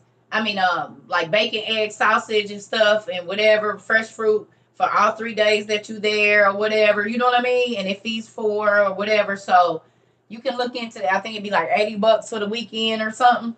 You know what I mean? Whatever that is. They got dinner packages and everything. If you don't want to take no food with you. Pasta that I saw they had like a pasta dinner, had like it feeds 4, it's got, and it can be waiting for you or they'll have it delivered. So it's all kinds of stuff. Just go look. Okay. I'm gonna let y'all do that. I gotta go to the bathroom because I see we not getting off here no time soon. I'll be right back. Y'all take y'all time and go look for the people that didn't know about it. Give me like 4 minutes.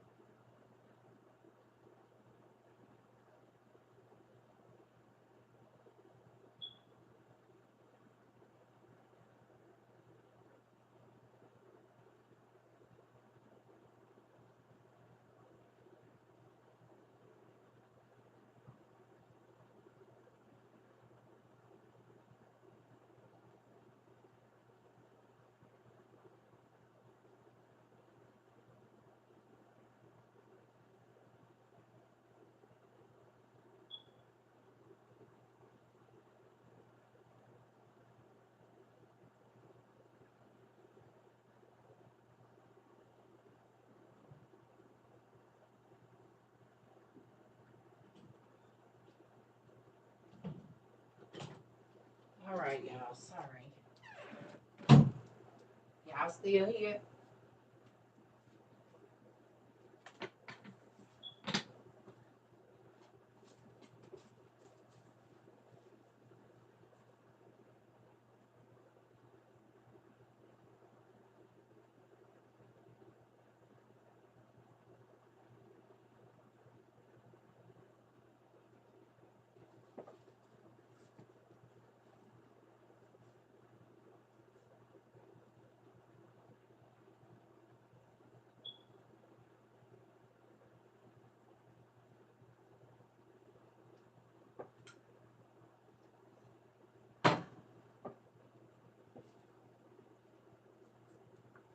Okay. I'm about to go take me a bath and get my life together. I love y'all. Did y'all go? We've been on here 205 minutes. Did y'all go look up everything? Tonight's class, right, I'm about to go. Tonight's class is probably just gonna, we might do a little bit of study, but tonight's class will probably be mainly about the trip. If you have already got with people and you know for a fact that you're going, you know what lodging y'all staying in, can y'all please email me that information to Circuit Trouble Books, please? So if you already know you going, because I just want to see how many people are already signed up to come. Okay. I don't know, probably like 5:30. Well, I don't know, maybe about, it depends on what time I get up. Probably about 6:37, probably, because once I lay down, I might wake up late. I don't know for sure, because it's already 1 o'clock. And y'all know I'm about to go take me a nap, or try to anyway. Thank you so much, Miss Sunshine. Not, no. Yeah, not to, y'all know I don't check emails on Circuit Trover 22, right? I don't never check them emails. If you send an email to Circuit Trover 22, I'm not gonna get it. I don't even look over there because my main emails are Circuit Trover at Gmail, Circuit Trover Books. Okay. Send it to Circuit Trover Books or Tadnot Place or Trover Circuit 22. Send it to one of those emails. Yeah, I don't read those emails on there, y'all. I got too many. I got like 10 emails from all of this. My main three that I'm going to check often is Circuit Trover Books, Tadnot Place, and Trover Circuit at Gmail 22 or whatever. Them is the main three. I very rarely do I go on the website because I'm always in those main three. Okay, yeah. And if there's people going, if you rooming with some people, just throw is 3 people coming with me, just so I can kind of get a number of how many people we got coming. Okay. And if y'all talk to other people that y'all know are going that are rooming, can y'all have them send me an email, please? So just so we can know about how many people is coming.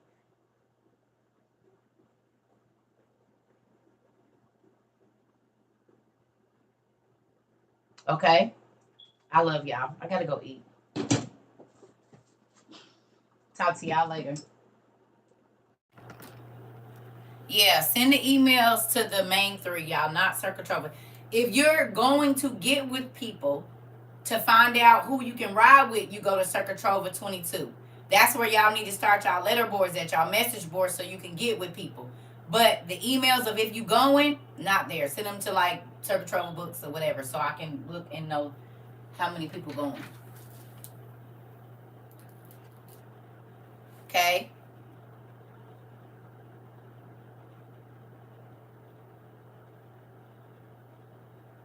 You can't find the message board. Well, maybe it's in Slack app. Maybe it's in the Slack. Y'all gonna have to get together with that. I don't know. Or maybe I can have Alicia, because y'all know I don't do the website. Alicia do. So I got to get with her and see if she can start a message board for y'all. She be working. But yeah. So just because I know there's some people in North Carolina, people in Michigan that want to go, and they trying to find people in that area that they can travel with. So. Oh, there is message boards on the website, Rose said. They on there. Slack is different from Spaces, but Spaces is our app. It's like the Circuit Trover app right now until we get our own. So that's where you can talk to everybody in the community on the Spaces app. When you go to the website, it should ask you if you want to download the Spaces app. Just do it, and then you would go to the Circle Trova with or WOU Circle Trova. Thank you. Have a good day, Izzy. I love y'all. I gotta go eat. I feel like I'm gonna pass out. Bye. Love y'all.